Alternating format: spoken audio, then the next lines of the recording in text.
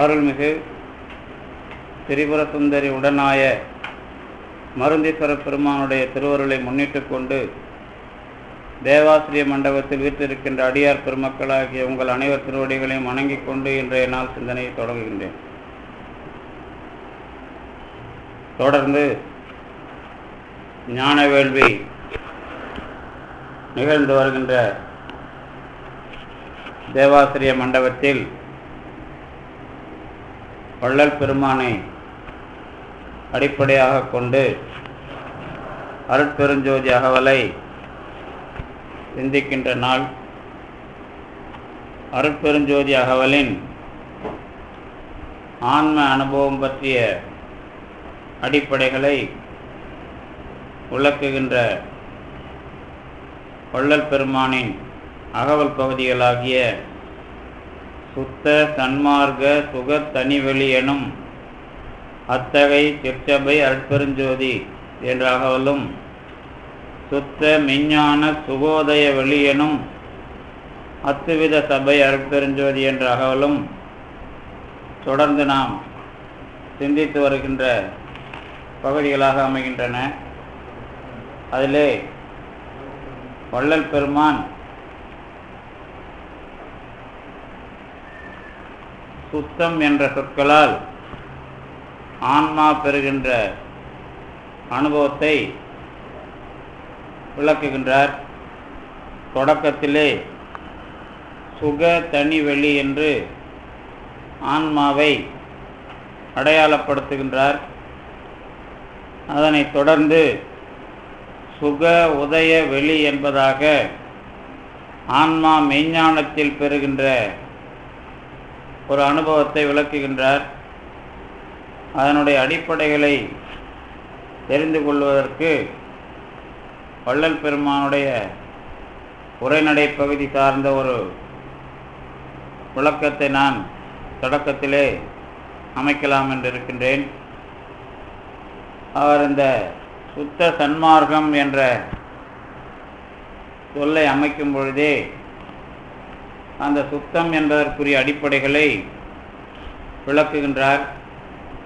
அதனுடைய பகுதி ஒரு குறிப்புக்காக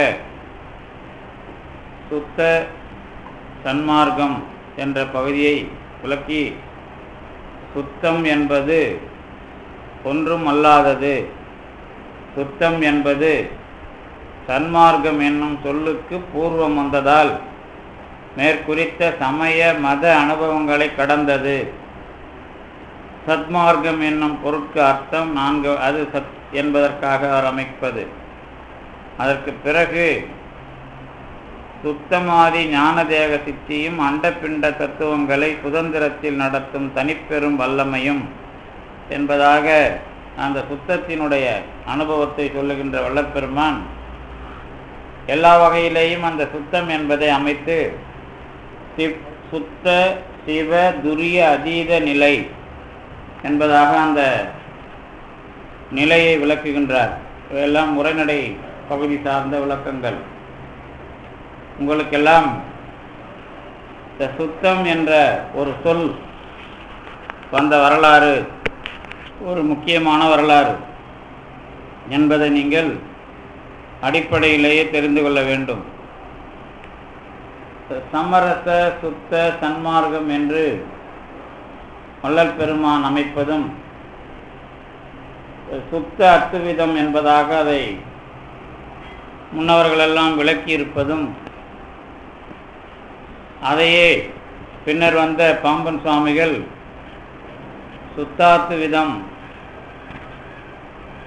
என்பதாக அதை சைவ சித்தாந்தத்தை அத்தியாச்சிரம சுத்தாத்துவித வைதிக சைவ சித்தாந்தம் என்பதாக சொல்வதையும் நீங்கள் எல்லாம் புரிந்து கொள்ள வேண்டும். அதனுடைய அடிப்படையில் வள்ளல் பெருமான் அமைக்கின்ற அந்த சுத்த சன்மார்க்க சுக தனி வெளி, இந்த சுத்தம் என்பதனோடு சுகம் என்பதை நீங்கள் புரிந்து கொள்ள வேண்டும் என்பதுதான் நான் இங்கே சொல்ல வந்த குறிப்புகளினுடைய நோக்கம். அதற்கு பல்வேறு உதாரணங்களை நாம் இங்கே தொடர்ந்து சிந்தித்திருக்கிறோம். இடையிலே ஒரு ஒரு அடிப்படையை நீங்கள் புரிந்து கொள்ள வேண்டும். சமரசம், சுத்தம், இந்த இரண்டையும் இணைத்துத்தான் வள்ளல் பெருமான் அமைக்கிறார். பொதுவாக சமரசம் என்பதற்கு தொடர்ந்து நான் விளக்கி வந்த உதாரணங்களை நீங்கள் எல்லாம் புரிந்து கொண்டிருப்பீர்கள். இருந்தாலும் அதற்கு மேலும் ஒரு விதமான ஒரு புரிதல் இருக்கிறது என்பதை இன்றைக்கு நான் சுட்டிக்காட்ட விரும்புகிறேன். என்ன என்றால், சமரசப்படுவது என்று சொன்னால் அதை புரிந்து கொள்ள வைக்கிற உதாரணங்கள் நிறைய. என்னுடைய பேராசிரியர் எல்லாம் சமரசம் என்பதை கலப்புக்கு உரிய ஒரு அனுபவம் என்பதாக சொல்லியிருக்கிறார்கள். இன்னும் சொல்லப்போனால், நீங்கள் எந்த விகிதத்தில் கலக்க வேண்டுமோ அந்த விகிதத்தில் அதை கலப்பது. கொஞ்ச நாளைக்கு முன்னால்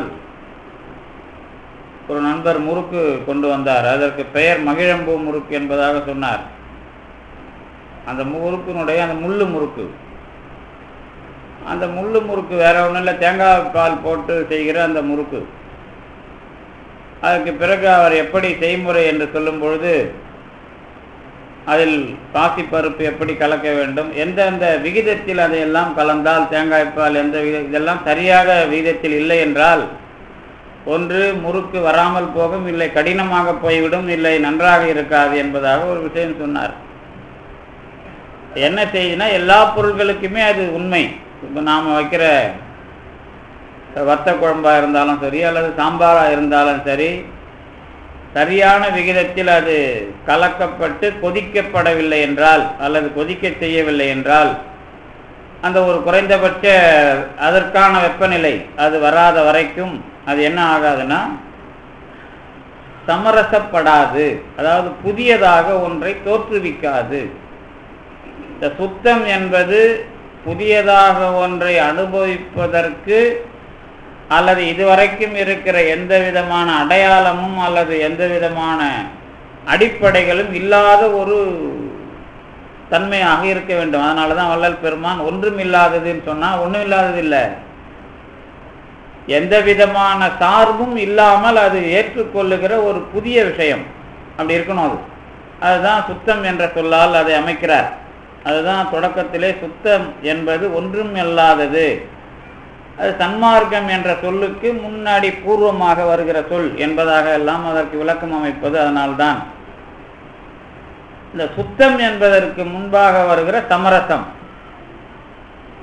இந்த சமரசத்தை பற்றி பேசுகிறவர்கள், இப்போ நான் ஏற்கனவே ஒரு முறை சொல்லியிருக்கிறேன், விட்டு கொடுப்பதனால் வருவது சமரசம் அப்படின்னு நம்ம நிறைய பேசியிருக்கிறோம்.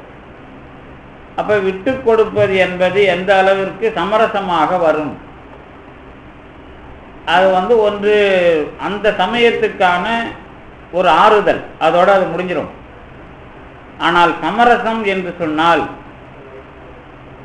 இப்போ வாழ்க்கையில் நீங்கள் சமரசம் படுத்தி கொண்டு வாழ வேண்டும் அப்படிங்கிறது ஒரு அனுபவமாக நீங்கள் உணர்கிறீர்கள் என்று சொன்னால் அதுக்கு ஒரு அடிப்படை உண்டு. என்ன அடிப்படைன்னு கேட்டிங்கன்னா, எதையும் விட்டு கொடுக்காமல் எல்லாவற்றிலேயும் வாழ முடிகிறதா அப்படின்னு பார்த்தா தான் சமரசம் தெரியும். விட்டு கொடுத்துட்டு வாழ்ந்துட்டா சமரசங்கிறது முழுமை அடையாது.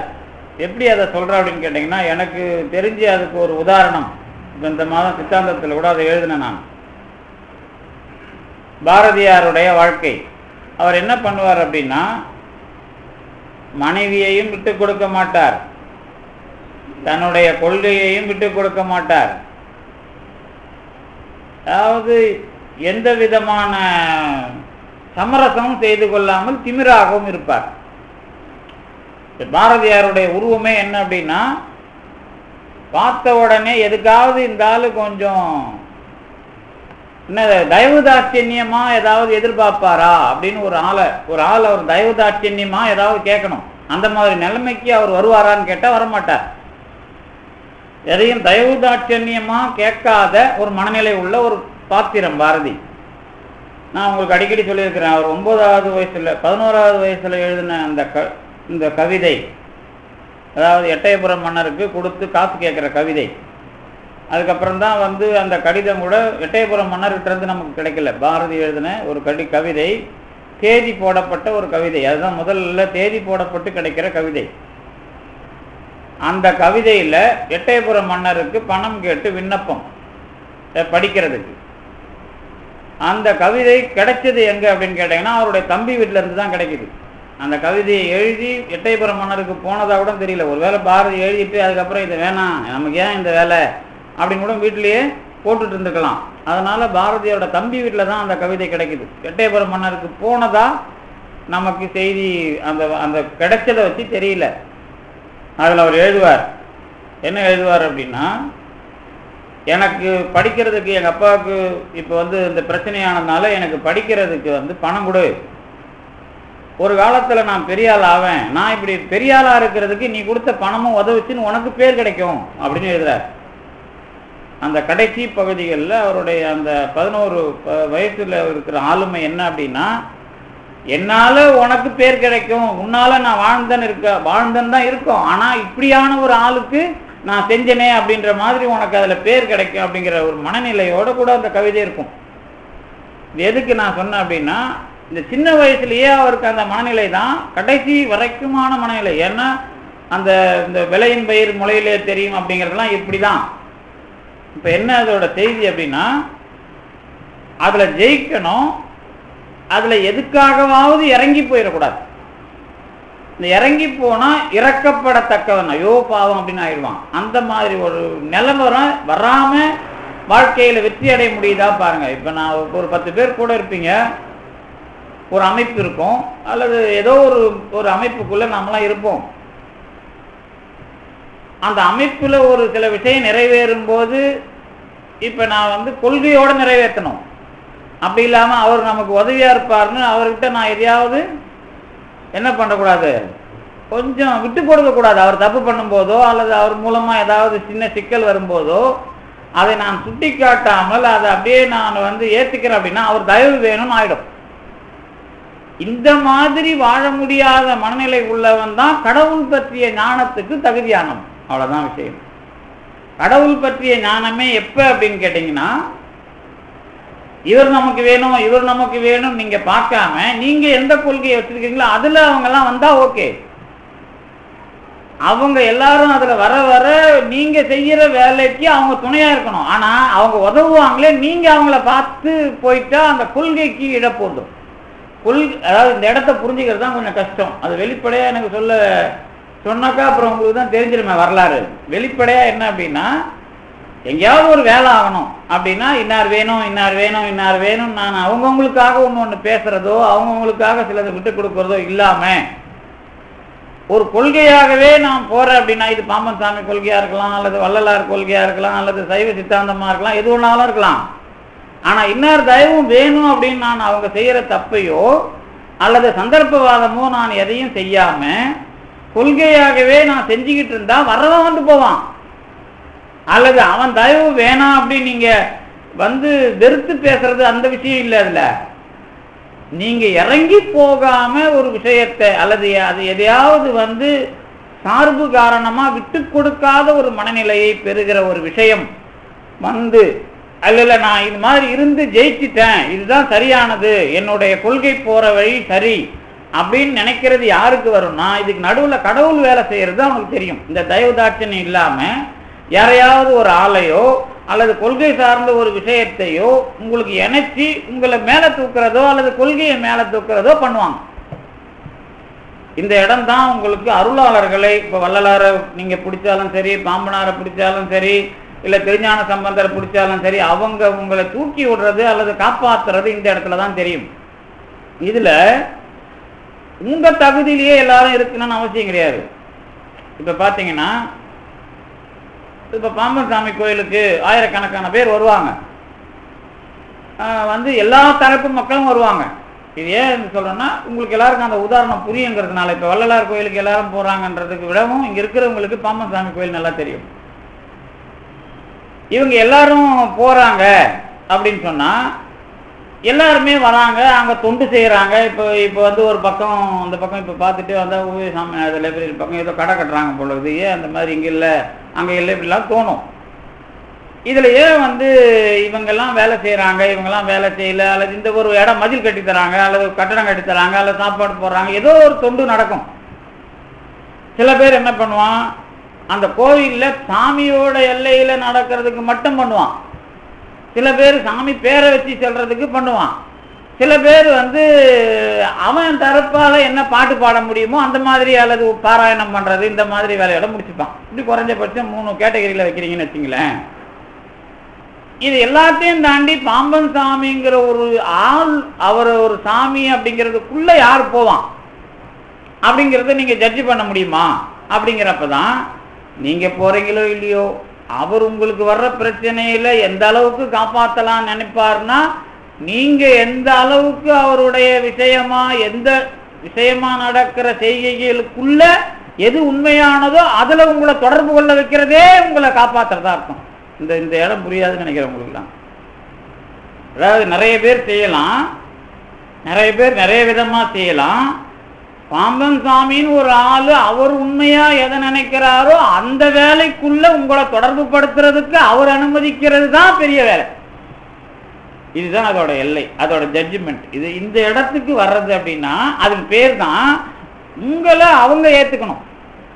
நாம அவர்கிட்ட எல்லாரும் இருக்கலாம். இப்ப நான் அடிக்கடி சொல்லுவேன், நம்ம கிட்ட எல்லாரும் இருக்கலாம், ஆனா நாம அவங்களை ஏத்துக்கணும். நம்ம கிட்ட இருக்கிறாங்கன்றதுக்காக எல்லாரு மேலேயும் நாம நம்பிக்கை வைக்க முடியுமான்னு கேட்டா, அவங்கவுங்க புத்திக்கு ஏற்ற மாதிரி அவங்கவுங்க இருப்பாங்க. எல்லாரு மேலேயும் நம்புறதுக்கு நமக்கு எங்க தகுதி இருக்குது? இந்த விஷயம்தான் சமரசம் அப்படிங்கிறத புரிய வைக்கிற விஷயம். நான் யாரோட விட்டு கொடுத்து போறேன்னா, அல்லது ஏன் என்னுடைய நிலைப்பாடு ஸ்டாண்ட்ல நிக்கிறேன்னா, ஏன் ஸ்டாண்டுன்னு ஒண்ணு சொல்றோம்ல, என் நிலைப்பாட்டுல நிக்கிறதுனா என்னோடது இல்லாது, நான் தெரிந்து வைத்திருக்கிற அல்லது நான் யார ஒரு தலைவரா வச்சிருக்கிறேனோ அந்த கொள்கைக்குள்ள அவங்க இருக்கணும். நான் தெரிஞ்சு வச்சிருக்கிற கொள்கை, நான் தெரிஞ்சு வச்சிருக்கிற கொள்கை, நான் செஞ்சு வச்சிருக்கிற அந்த தெளிவான விஷயம் என்னை என்னவா பண்ணணும்? என்னோடதுன்னு தனியா இருக்கக்கூடாது. அது நான் எடுத்து வைத்திருக்கிற கொள்கை, அந்த கொள்கைக்காக நான் இருக்கிறதா இருக்கணும். என்னோடதுன்னு மாறாது அது.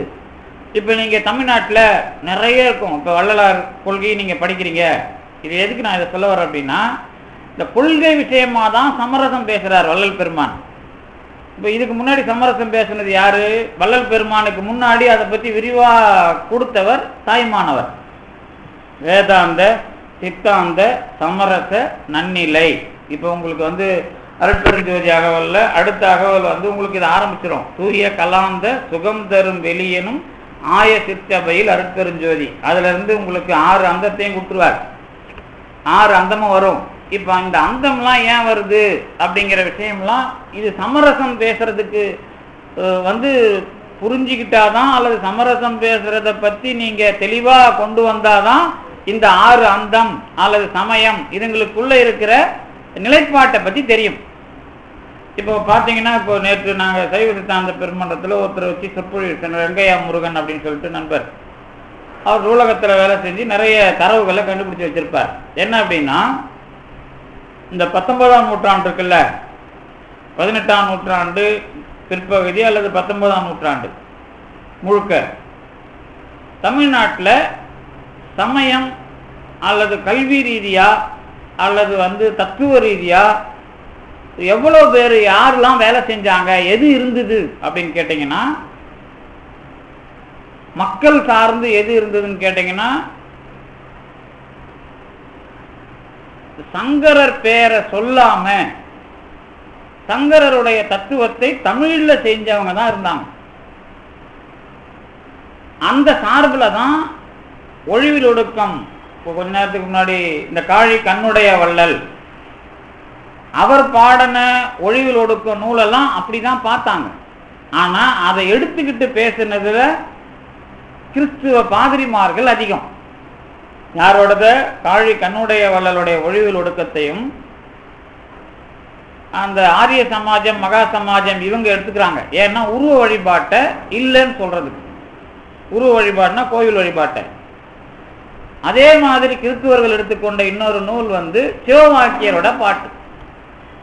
இந்த கறந்த பால் முளைப்புகா அப்படிங்கிற அந்த பாட்டை எடுத்துக்கிட்டு, உயிர்னு ஒண்ணு தனியா இல்ல, செத்துட்ட பிறகு அது நரகத்துக்கோ சொர்க்கத்துக்கோ போயிடும் அப்படின்னு சொல்ற அந்த கிறிஸ்துவ கொள்கையை விளக்குறதுக்கு அவர் பாட்டை எடுத்துக்கிட்டாங்க. இதெல்லாம் 19ஆம் நூற்றாண்டில் நடந்த வேடிக்கைகள். இந்த காலத்துல சாதாரண மக்கள்கிட்ட இருந்த அந்த தத்துவம் எது அப்படின்னு கேட்டீங்கன்னா, பிராமணர்கள் அல்லாத வேதாந்த மடங்கள் தான் சென்னையிலிருந்து தமிழ்நாடு முழுக்க வேலை செய்த மடங்கள். அதுல வியாசர்பாடி கரபாத்திர சுவாமிகள் அப்படிங்கிற ஒரு தலையாயவர், தத்துவராயருக்கு பின்னாடி. இதுல தான் சோடகநல்லூர் சுந்தர சிவாச்சாரியார், அதுக்கப்புறம் மீனாட்சி சுந்தரம் பிள்ளை. இந்த மீனாட்சி சுந்தரம் பிள்ளை இல்ல, தேப்போமி நான் சொல்றது, திருச்சிரபுரம் மீனாட்சி சுந்தரம் பிள்ளை இல்ல, தேப்போ மீனாட்சி சுந்தரம் பிள்ளை. வடிவேலு செட்டியாருக்கு, அதாவது வடிவேலு செட்டியாருக்கு மாணவர் அவர். அதோட கூட மனோன்மணியம் சுந்தரம் பிள்ளை. இவங்க எல்லாரும் இதுல தான் இருக்கிறாங்க. எதுல? சங்கரருடைய தத்துவ முடிவு வேதாந்தம் இருக்குல்ல, ஆனா சங்கரரை சொல்லாம தமிழிலேயே தத்துவராயர்னு ஒருத்தர் எழுதின அந்த நூல்களை வைத்துக்கிட்டு அந்த மரபுல இங்க எல்லாருமே இங்க இருக்கிற சைவ சித்தாந்த நூல்களையும் சங்கர தத்துவமாக செய்த தமிழ் நூல்களையும் வச்சுக்கிட்டு, பாடுதுறை, பெருந்திரட்டு, குறுந்திரட்டுன்னு பேரு, சிவகீதை, ரிபுகீதை, இந்த பிரம்மகீதை, இந்த மாதிரியான பேர்ல வந்து நூல்கள், இதெல்லாம் வச்சுக்கிட்டு இங்க பெருமளவுல இயங்குறாங்க. அதுல வந்த ஒருத்தர் தான் இந்த சகஜானந்தர் அப்படின்னு, யாரு, நந்தனார் பள்ளி சிதம்பரத்துல, அவர் தான் மிகப்பெரிய அளவுல இந்த இதுக்கான இதை கத்துக்கிறதுக்கு அவர் போன இடத்துலலாம் ஒரு கட்டத்துல வந்து இந்த சாமியார் கரபாத்திர சுவாமி கிட்ட இருந்த நடேச நாயகர் வந்து அவர் அடிக்கிறாராம் ஒரு கட்டத்துல, தண்ணி எடுத்து கொடுத்தது, தண்ணியை குடிச்சிட்டு கொடுத்ததுக்கு. இன்னும் சில காரணம்லாம் இருக்குது அதுக்குள்ள. இது எதுக்கு சொல்ல வர அப்படின்னா, அதே சமயத்துல திருவிக்கா இன்னும் 2-3 பேர் இவங்கெல்லாம் பேசும்போது சைவ சமயத்துல ஜாதி இருக்குது, அதை நான் ஒத்துக்கிறேன் அப்படின்னு சொல்றப்ப என்ன நடந்துதான்னு கேட்டா, திருநெல்வேலி பக்கம் போய் எனக்கு தீட்சை கொடுங்க, காவி கொடுங்க அப்படின்னு ஒருத்தர் நம்ம சைவ சித்தாந்தம் சார்ந்து கேட்கிறப்போ அவங்க சொன்னாங்களாம், தொண்டமண்டல வேளாளருக்கு நாங்கள் கொடுக்க மாட்டோம், நீங்களாம் எப்படி வாங்கினா என்ன பண்ணுவீங்க எங்களுக்கு தெரியாதா அப்படிங்கிற மாதிரி பதிவு செய்யற விஷயம்லாம் இந்த 19ஆம் நூற்றாண்டுல இருக்கு. இதனுடைய நிறைய விஷயம்லாம் நீங்க தனியாக ஆராய்ச்சி பண்ணிக்கலாம். எதுக்கு இதை சொல்ல வந்த அப்படின்னா, வள்ளலார் தோன்றிய காலம் அல்லது வள்ளலாருங்கிறவர் வந்து சமரச சுத்த சன்மார்க்கன் ஒரு கொள்கைக்கு பேர் கொடுக்கிற காலத்துல 3 கோணத்துல இந்த தமிழ்நாட்டுக்குள்ள தத்துவம் அல்லது சமய ஆதிக்கம் அது நிலை கொண்டு இருந்தது. இது முக்கியம். அதுல இந்த 13ஆம் நூற்றாண்டு தொடங்கி இருந்த நாயக்கர்கள் காலத்தினால வைணவம் கலந்தது ஒரு பக்கம், இன்னொரு பக்கம் வடமொழியை வச்சுக்கிட்டு சங்கர மடங்கள் தான் சைவ மடங்களா இருந்தது ஒரு பக்கம், இன்னொரு பக்கம் இந்த சைவத்துக்குள்ளேயும் சைவம் பேசினவங்க யாருன்னா ஜாதியை பலி பிடித்து கொண்டிருந்த சைவர்கள், இன்னொரு பக்கம் இப்ப சொன்ன இந்த வேதாந்த மடங்கள். இந்த சமயத்துல நீங்க சாதி சமயம் இந்த அபிமானம்லாம் வேணாம், நீங்க வந்து கடவுளை அடையணுன்ற நோக்கம் உள்ளவங்க வாங்க அப்படிங்கிற ஒரு குரலை எழுப்புகிறார் யாரு? வள்ளலார். அப்ப வந்து இந்த எழுப்புகிற இந்த குரல்ல உங்களுக்கு எந்த நினைப்பும் வராம படிக்க வரணும். அதாவது பழைய சார்பு இல்லாம அல்லது எந்த சமய சார்போ சாதி சார்போ மற்ற சார்பு இல்லாம கடவுளை அனுபவிக்கலாம் அப்படிங்கிற எண்ணத்தோட வரணும். அப்ப இது சாதாரண மக்களுக்குமானது அல்லது படித்த மக்களுக்குமானது, எல்லாருக்குமானது. அந்த மாதிரி ஏன்னா இங்க வந்து மக்களும் கலந்துட்டாங்க, தெலுங்கு, கன்னடம், தமிழ் 3 கலந்து போச்சு, 3 இன மக்களும் கலந்துட்டாங்க, தத்துவமும் 3-4 வகையா வந்துடுது. இந்த ஆதிக்கத்தெல்லாம் கடந்து எல்லாருக்குள்ளேயும் கடவுளுங்கிற விஷயத்துல ஒரு ஒருமைப்பாட்டை கொண்டு வரலாம் அப்படிங்கிறதுக்கான ஒரு பெரிய முயற்சி தான் வள்ளல் பெருமானுடையது. அது வந்து உங்களுக்கு மறுபடியும் எப்படி பின்னோக்கி போகுதுங்கிறது வரலாறு தெரியும். அதாவது சாதிய சைவம் தான் வள்ளலாரை இருக்கிறதுக்கு துணை போகுது. இதுவே வேதாந்த மடம்லாம் வரல, அல்லது வந்து வேற யாரும் வரல. அப்ப சாதிய சைவத்தினுடைய இறுக்கம் உங்களுக்கு தெரியும். அப்ப இருந்த கதிரவேல் பிள்ளை, மறைமலையடிகள், இவங்க வரலாறுலாம் படிச்சீங்கன்னா வள்ளலாருக்கு சப்போர்ட்டா இருக்கிறவங்க கொடுத்த பாலை கூட வாந்தி எடுத்துருக்குறாங்க. அப்படிங்கிற வரலாறு கொடுத்த பாலை வாயில ஊத்தின பிறகு ஐயோ நீ இப்படிப்பட்ட ஆளா அப்படின்னு வாந்தி எடுத்தவங்க எல்லாம் இருக்கிறாங்க அதுக்குள்ள. அப்ப இந்த மாதிரி மிகப்பெரிய நீங்கெல்லாம் வந்து அதை புரிஞ்சுக்க கூட முடியாது. அந்த வரலாறை படிச்சீங்கன்னா தான் எவ்வளவு கடுமையாக அவங்கவுங்களுக்கும் அபிமானம் அல்லது ஒரு அடாவடித்தனம் இருந்தது சமய ஆச்சாரங்களுக்குள்ள அல்லது தத்துவ ஆச்சாரங்களுக்குள்ள அப்படிங்கிறது புரியும். இப்ப இந்த காலத்துல தான் சுத்த சன்மார்க்கம் அப்படிங்கிறத பேசுறார். இது வரலாற்று பின்புலம். இதே சமயத்துல தத்துவமாகவும் அதை பெரிய அனுபவமாகவும் புரிஞ்சுக்கணும். இப்ப நீங்க இந்த தத்துவம் வரும்போது எனக்குள்ள வந்து இப்போ நாம சித்தாந்தம் அல்லது நாம இந்த கடவுளை அனுபவிக்கிறவங்க அப்படின்னு நாம இருக்கிறோம்ல, நாமெல்லாம் அப்படிதான். கடவுளை வந்து ஏதோ கடவுளை வழிபட்டு அவர் ஏதாவது கொடுப்பார் வாங்கிட்டு போறாங்கிற ஆள் இல்லை. இப்போ நாம இதெல்லாம் படிக்க வந்து இதுக்குள்ள உட்காரணும்னு வந்த பிறகு நாமெல்லாம் யாருன்னா கடவுளை கண்டிப்பா அனுபவிக்கணும் அல்லது குறைஞ்சபட்சம் இந்த பிறப்பை வெல்லணும் அல்லது இதுல இருந்து ஜெயிக்கணும் அப்படிங்கிற ஒரு எண்ணம் உடையவர்கள் தான்.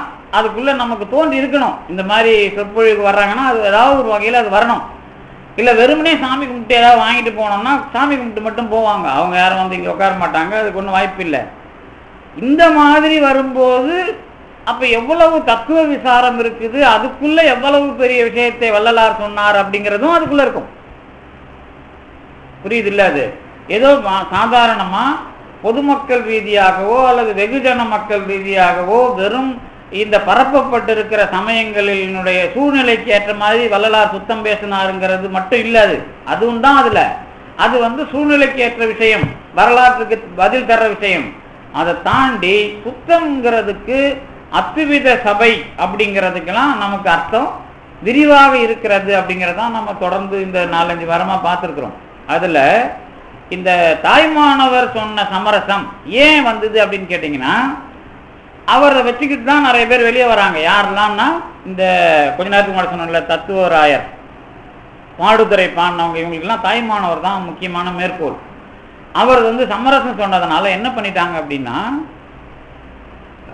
பாதி சைவ சித்தாந்தம், பாதி சைவ சித்தாந்தம்னா இந்த உலக வாழ்க்கைக்கு சைவ சித்தாந்தம், முத்தி இதோட அனுபவம் இதெல்லாம் பேசுறதுக்கு சங்கரருடைய வேதாந்தம். இந்த ரெண்டு கலந்து அந்த அந்த மாதிரி ஒரு வைதிக சைவம் அப்படிங்கிற பேர்ல இவங்கெல்லாம் நடத்துறாங்க. யார் நான் சொன்னேன், அந்த தத்துவராயர் தொடங்கி நமக்கு கிடைக்கிற மனோன்மணியம் சுந்தரம் பிள்ளை வரைக்கும். இதுக்கு நடுவில் தான் வடிவேலு செட்டியார், தேப்பு மீனாட்சி சுந்தரம் பிள்ளை, கோடகநல்லூர் சுந்தர சிவாச்சாரியார், இன்னும் கரபாத்திர சுவாமி, இந்த மாதிரி ஆட்கள்லாம் அதுக்குள்ளதான் இருக்கிறாங்க. அதாவது ஏறக்குறைய 70 மடங்கள் சென்னையை சுற்றியே இருக்குது இந்த வேதாந்த மடங்கள். அதுவும் பிராமணர் அல்லாதவர்கள் இயக்கிய மடங்கள். பெரிய பெரிய சொத்து உள்ள அந்த வியாசர்பாடி மடம் தான் அந்த கரபாத்திர சுவாமி சொல்லி தான் தஞ்சாவூர் ராமசாமி அப்படிங்கிறவர் தான் அந்த திருவொற்றியூர் கோவிலில் பின்னாடி ஒரு கோவில் இருக்கு பாருங்க, மண்டபம், நல்ல சிற்ப வேலை, அதை கட்டினவர். அவர் தான் தமிழில் வேதத்தை மொழிபெயர்ப்பதற்கு மிகவும் எல்லா பொருளுதவியும் செஞ்சு மொழிபெயர்க்க வச்சிருக்கிறார். இப்போ இந்த அளவுக்கு ஏன் அவங்க வேதத்தெல்லாம் மொழிபெயர்க்க வச்சாங்கன்னா, ஒரு கோயிலில் வந்து இந்த கரந்தைன்னு நினைக்கிறேன், இந்த தஞ்சாவூர் பக்கம் கரந்தை, அங்கே வந்து வேத மந்திரம் விநாயகர் கோயிலில் சொல்லுவாங்களாம், அதை கேட்க கூட நீ கூடாது அப்படின்னு தள்ளி போய் வெளியே விட்டுருவாங்களாம். புரியுதா அது உங்களுக்கு? அவங்க ஓதுறாங்க, அந்த காதல கூட அது உழக்கூடாது அப்படின்னு வெளியே கொண்டு போய் தள்ளி போய் விட்டுருவாங்களாம். அந்த சமயத்தில் இல்லை கண்டிப்பாக இங்கே வேதம் நம்ம இந்த மடங்கள் மூலமாக எல்லாருக்கும் நம்ம மொழிபெயர்த்து கொடுக்கணும் அப்படின்னு வேலை பார்த்துருக்காங்க. அதில் ஆளை வச்சுலாம் அடிச்சிருக்கிறாங்க. பட்டினத்தார் கோயிலில் அவர் சாமி கும்பிடும்போது ஆளுங்களை வச்சு அடிச்சிருக்கிறாங்க. அவர் ஓடி போய் திருவொற்றியூர் தியாகராஜர் கோயிலெல்லாம் ஒளிஞ்சிருந்து தப்பிச்சிருக்கிறார் அந்த வேதத்தை தமிழில் வெளியிடுறதுக்கு. அப்போ இந்த ஒரு 19ஆம் நூற்றாண்டு இவ்வளவு கடுமையான காலத்தில் வந்தவர் தான் வள்ளலார். அதாவது நீங்கள் ஏதோ இதை வந்து இன்னைக்கு நீங்கள் எளிமையான ஏதோ பாராயணம், அல்பெருஞ்சோதி அகவல் படிக்கிறது இப்படின்னு மட்டும்தானே காலத்தை ஓட்டுறீங்க. இல்லை, இதுக்குள்ள மக்களுக்கான விஷயத்துல இறங்கி வேலை செஞ்சவராகவும் வள்ளலார் இருக்கிறார். இதை தனியா உட்கார்ந்துட்டு நீங்க உருகி உருகி பாடுங்க அப்படிங்கிறது மட்டும் இல்ல, சாதாரண அல்லது வெகுஜன மக்களோடு இந்த விஷயத்தை நீங்கள் உறவு கொண்டாடுகிற வகையில் மேற்கொள்ளவில்லை என்றால் இதுல பிரயோஜனம் இல்லை அப்படிங்கிறதும் வள்ளலாருக்கான அடிப்படை. அதுலதான் சமரசம் அப்படின்னு பேசும்போது நீங்க ஏதாவது ஒண்ணு விட்டு கொடுத்து போறது அப்படிங்கிறத தாண்டி இந்த கொள்கையை விட்டு கொடுக்காத மனநிலையில கடவுள் தன்மையை பேசுவது. இப்போ கொள்கையை விட்டு கொடுக்காத தன்மையில் கடவுளை அனுபவிக்க முடியுமா? இதுதான் நான் அதுக்கு தர்ற முயற்சி. அதாவது இப்போ கொஞ்ச நேரத்துக்கு முன்னாடி நான் அந்த உதாரணத்தை சொல்லிட்டேன். என்ன மாதிரி உதாரணம்? உங்க எல்லாருக்குமே அது புரிகிறது தான். என்ன புரிகிறதுனா, என்னை எனக்கான பிரச்சனையில் ஏதாவது ஒரு பாதுகாப்பு எனக்கு கிடைக்கிறது என்று சொன்னால், இன்னும் ஒரு சின்ன உதாரணம். எனக்கு ஒரு டாக்டர் நல்ல நண்பராக இருந்தார். அதாவது சென்னை ஜிஹெச்ல இருந்தார். அவர்கிட்ட எனக்கு தெரிஞ்சவங்க யாரெல்லாம் உடம்பு சரியில்லைன்றாங்களோ ஒரு ஃபோனை பண்ணிவிடுவோம், அவங்க போய் பார்த்துப்பாங்க. அப்போ அவர்கிட்ட இருந்த டெக்னீஷியன் கேட்பார், ஏன் இப்படிலாம் எல்லாரையும் பண்ணுறீங்க, அப்போ உங்களுக்கு ஏதாவதுன்னா உங்களுக்கு சமயத்தில் ஏன் இப்படி எல்லாரையும் அனுப்புறீங்க அப்படிலாம் கேட்பார். அப்போ நான் என்ன சொல்கிறேன், இப்போ எனக்கு தெரிஞ்ச ஒரு நல்ல மருத்துவர் அவர் இருக்கிறாரு, எனக்கு தெரிஞ்ச ஆட்களுக்கு நோய் வரும்போது நான் அவரை சொல்லாமல் வச்சுருந்தா என்ன அர்த்தம்? எனக்கு ஒரு நோய் வரும், அவர் காப்பாற்றுவார், அதுக்காக நான் வச்சுருக்கேன்னு அர்த்தமா? எனக்கு அப்போ நோய் வர்றது உங்களுக்கு தெரியாமலே ஒரு நோயை நீங்கள் எதிர்பார்க்குறவங்களாகவோ அல்லது அதுக்காகவே கடவுள், இப்போ ஒரு வேளை அவர் நல்லவர் இல்லை, அவரை நீங்கள் புரிஞ்சுக்கணும்னா உங்களுக்கு ஒரு பெரிய நோயை கொடுக்கணும். அப்படி வச்சுக்கலாமா? அதே டாக்டர் அடிக்கடி ஒரு எம்பி வீட்டுக்கு போவார். அந்த எம்பிக்கு வைத்தியம் பார்ப்பார், அவங்க மனைவிக்கு வைத்தியம் பார்ப்பார். ஆனால் திடீர்னு ஒரு நாள் அந்த அம்மாவுக்கு பிளட் கேன்சர்னு சொல்லிட்டான். அதே டாக்டர் தான் சொல்கிறாரு, இவ்வளோ நாளாக பார்த்தாரு, ஏங்க கண்டுபிடிக்கல அவர், இன்னைக்கு திடீர்னு அந்த அம்மா ஒரு வாரத்தில் செத்து போகுது. இப்போ இதனால என்ன பிரயோஜனம்? டாக்டர் நண்பராக இருந்த மட்டும் ஒன்றும் இல்லை. இப்போ இந்த மாதிரி சமயங்களில் நம்மள மாதிரியான கடவுள் கொள்கை அல்லது குருமார்கள் மீது அழுத்தமாக நம்பிக்கை உள்ளவங்களுக்கு நம்மளை அவங்க யார் தயவும் இல்லாமல் அவங்க வேலையா தெளிவாக இருக்கும்போது நமக்கு அவங்க ஒரு பாதுகாப்பு கொடுக்குறாங்க அப்படிங்கிறது அனுபவத்தில் தெரியும். இந்த இடத்துக்கு உரிய வாழ்க்கை எதுன்னு கேட்டீங்கன்னா அதுதான் சமரச வாழ்க்கை. அதை தான் நான் எப்படி புரிஞ்சுக்கிறேன் அப்படின்னா, விட்டு கொடுக்கறதா இல்லாம கடவுளை வச்சுக்கிட்டு எதையும் விட்டு கொடுக்காம இருக்கிற வாழ்க்கையா புரிஞ்சுக்கிட்டீங்கன்னா தான் அது சரியா தெரியும். அதுதான் நான் எனக்கு தெரிஞ்ச ஒரு ஆளா பாரதியார் தெரிகிறார். இன்னும் அதாவது பாரதியார் வாழ்க்கையில ஒரு ரகசியம் என்னன்னா, அந்த அம்மா எழுதுவாங்க பாரதியார் வரலாறு எழுதும்போது, செல்லம்மா அவங்க எழுதுறாங்களோ இல்லையோ அவங்க சொல்லி இவங்களாம் எழுதுனதுதான் அது. சொன்ன சொல் ஏது என்று அப்படின்னு தாய்மான ஒரு பாட்டை எழுதியிருப்பாங்க. என்ன அப்படின்னா, நிவேதிதா உபதேசம் பண்ணும்போது அவங்களுக்கு ஒரு இலை கொடுத்தாங்க, அரச மரத்து இலை மாதிரி. அந்த சமயத்தில் பாரதியாருக்கு ஒரு பெரிய பரவசம் வந்தது இப்படிலாம் எழுதுவாங்க. உண்மையிலே அதெல்லாம் அப்படி கிடையாது. உங்களுக்கும் தெரியும் அந்த பரவசம் இதெல்லாம் யார் எழுதுறதுன்னா, இந்த கதை எழுதும்போது புராணம் எழுதும்போது இவங்க அதை சொன்னாங்க, அவங்களுக்கு பரவசம் வந்தது இப்படிலாம் எழுதுவாங்க. அது இல்லை. அது அவங்க என்ன பண்ணுறாங்க, அங்கே என்ன நடந்தது அப்படின்னா, உங்களுக்கு தெரியும் அந்த பாரதியார் காலத்தில் இளமை கல்யாணம் ஐயர் வீட்டிலலாம் நடக்கும். அதை முதல்ல புரட்சி பண்ணவர் ஹிந்து கிருஷ்ணமூர்த்தி ஐயர் தானே. அவர் தான் ஜாதி பிரச்சனை பண்ணி வைக்கிறாங்க. ஹிந்து ஆசிரியரை அவர் பொண்ணுக்கு அவர் விதவை பொண்ணை மறுமணம் செஞ்சு வைக்கிறார். அதனால் அவர் என்ன பண்ணுறாங்கன்னா ஜாதியை விட்டே விலக்கி வைக்கிறாங்க. பாரதியார் காலத்தில் இது நடந்தது. இதை அவர் ஒரு கதையாக எழுதுறார். பாரதியார் கதைக்குள்ள இதெல்லாம் எழுதுறார். அதே மாதிரி தனக்கு பிடிக்காம நான் காதலிச்ச பொண்ணை கல்யாணம் பண்ணிக்காம அல்லது இன்னொரு பொண்ணை என்னை கல்யாணம் பண்ணி வச்சுட்டாங்க, நான் இப்போ அப்பா இறந்துட்டாரு, நான் இங்கே படிக்கிறேன், இப்போ சுதந்திர போராட்டம் தெரியுது காசியில், இப்போ நிவேதிதாவை சந்திக்கும் போது எனக்கு அந்த அம்மாவுக்கு நீங்கள் அந்த சுதந்திரம் கொடுத்து அவங்களுக்கு விருப்பப்பட்டவங்களை கல்யாணம் பண்ணி விட்டுருங்க, நான் தீவிரவாதி ஆகணும் அப்படிங்கிற மாதிரி ஒரு விஷயம் பேசுகிறார் அவங்கக்கிட்ட. ஏன்னா அந்த அம்மா தீவிரவாதத்தெல்லாம் அன்னைக்கு இருந்த அரவிந்தருக்கெல்லாம் தொடர்பு உள்ளவங்க. உடனே அவங்க சொன்னது என்னன்னா, நீ ஒழுங்காக குடும்பம் நடத்திக்கிட்டு குடும்பத்திலேருந்து தான் இந்த சுதந்திர போராட்டத்தை நடத்தணும், இதுதான் அவருக்கு செஞ்ச உபதேசம். அதனால் கடைசி வரைக்கும் பாரதி பொண்டாட்டியை விட்டுட்டு ஓடணும் எந்த கட்டத்திலையும் முயற்சி பண்ணல. எவ்வளோ பிரச்சனைலாம் அந்த குடும்பத்துக்குள்ளே வருது. எந்த குடும்பத்துக்குள்ள? பாரதியோட, நீங்கள் சினிமாவில் பார்த்த பாரதி வேற, பாரதியோட மனைவி அவரை அந்த அளவுக்கு அவங்க புரிஞ்சிக்கல. அது மட்டும்தான் உண்மை. நீங்கள் எதாவது ஆண் சம்மந்தப்பட்டு நான் பேசலை. அவருக்கு தெரியாமல் அவங்க பொண்ணை கல்யாணம் பண்ணி கொடுக்கறதுலேருந்து, அவருக்கு தெரியாமல் அவரை பிரச்சனை பேசுறதுலேருந்து, அவருடைய மனநிலைக்கு ஒரு உதாரணம் சொல்கிறேனே. பாண்டிச்சேரியில் இருக்கும்போது பாரதியார் கூட அரவிந்தர் ஒரு கடிதம் எழுதுறார் எங்கே வங்காளத்துக்கு, கல்கத்தாவுக்கு. அதில் எங்கள் கையில் 2 ரூபா தான் இருக்குது, இதுக்கு மேலே காசு இல்லை, காசு எங்களுக்கு அனுப்பி வைங்க. இங்கே பாரதியாருக்கு 1 ரூபா கிடைச்சா கூட அதை தானம் பண்ணிடுறாரு, அவரை மாதிரி எங்களால் இருக்க முடியல அப்படின்னு எழுதுறாரு. இதில் என்ன உண்மை தெரியுது? அரவிந்தரை விட பெரிய ஆள் பாரதிங்கிறது தான் இதில் உண்மை. மனநிலை ரீதியா அந்த 2 ரூபாயை அவர் பிடிச்சி வச்சுக்கிட்டு காசு அனுப்புங்கன்னு எழுதுறாருல. இப்ப எனக்கு பாரதியார் அதெல்லாம் இல்லை, எது இருந்தாலும் அதை கையில வச்சுக்காம பண்றாரு, அந்த மாதிரி முடியலங்கிற ஒரு வார்த்தையும் அதுல எழுதிடுறாரு. இந்த நீங்க எதோ நான் போய் சொல்ல நினைக்க வேணாம். அந்த பேசு மணி அப்படிங்கிறவர் ஒரு கட்டுரைகள் நூல் எழுதியிருக்காரு, அதுல இந்த கடிதத்தை அப்படியே போட்டிருக்காரு. இது அவருக்கு தெரிஞ்சு போட்டாரோ தெரியாம போட்டாரோ, இதுல உண்மை புரியுதா உங்களுக்கு? ஒரு பெரிய மகான்னு நாம கொண்டாடுற ஒரு அரவிந்தருடைய மனநிலையை விடவும் மகாகவி பாரதியினுடைய மனநிலை பெரிசு. அவரை விடவும் இவர் யோகி தான். ஆனா அரவிந்தர் மாதிரி பட்டம் கட்டிக்கல. இதுல என்ன செய்தி அப்படின்னா, அவங்க பிரபலமாகிறது அது வேற. இப்ப நான் என் அளவுகோல்ல பாரதி தான் மகான், அரவிந்தர் மகான் இல்லைன்னு தெளிவா சொல்ல முடியும். அது இல்லை எனக்கு விஷயம். எனக்கு என்ன விஷயம்னா, ஒரு வாழ்க்கைக்குள்ள எந்த மனநிலை கடவுளை பார்க்கிற மனநிலையா இருக்கும், அல்லது கடவுளுங்கிறதுக்குள்ள ஒரு தீர்க்க தரிசனமோ அல்லது சத்தியமோ இருக்கணும். அதைத்தான் சுத்தம்ங்கிறார் வள்ளலார். சுத்தம் அப்படிங்கிறதுக்கு எந்தவித சார்பு அந்த புஸ்தகத்தை படிச்சு இந்த புஸ்தகத்தை படிச்சு கட்டுரை எழுதுறதுனாலயோ அல்லது பெரிய பெரிய விளக்கம் எழுதுறதுனாலயோ கிடையாது. அந்த மனநிலை ரீதியா அது அது இயல்பா அதுக்குள்ள பழகி இருக்கணும். நான் கொடுக்கறதுல சமரசம் பண்ணிக்க கூடாது. நான் கொடுக்கறதுல எனக்கு 2 ரூபாய் வந்தாலும் கேட்ட உடனே கொடுத்துறேன்னா இது அவருக்கு பிடிக்கல. அப்ப இந்த இடத்துல பாரதிங்கிற ஒரு ஆளுடைய விஷயம், அந்த அவருக்கெல்லாம் என்னென்னலாம் அவருக்கு செயல்முறைகள் சத்தியமா தெரிஞ்சதோ அதுல எதையும் விட்டு விடாம அவர் பழகி இருக்கிறார். அப்ப இந்த மனநிலை உள்ளவர் தான் பாரதி. அந்த மனநிலையோட கூட நீங்க அவரை புரிஞ்சுக்கிட்டு அவர் கூட வாழறதுங்கிறதுனால கொஞ்சம் கூட அவங்களால புரிஞ்சிக்க முடியல. அப்ப ஏன் அவங்க அப்படி அமையறாங்க? புரிஞ்சுக்கிட்டாலும் எது இல்லை.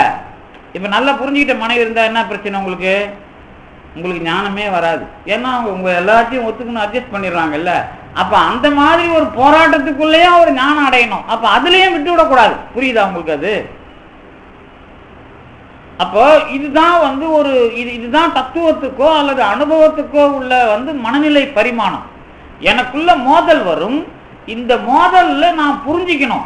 அதுக்குள்ள எனக்கு எல்லாத்தையும் ஏத்துக்கிட்டு என்னை பாராட்டுற ஒரு ஆளா இருந்தா, அல்லது எல்லாத்தையும் ஏத்துக்கிட்டு இது சரிதான் எல்லாம் சரிதான் சொல்லியிருந்தா, எனக்கு அதுக்கு நான் என்ன பண்றேன் அப்படிங்கிறத ப்ரூவ் பண்ண முடியாது.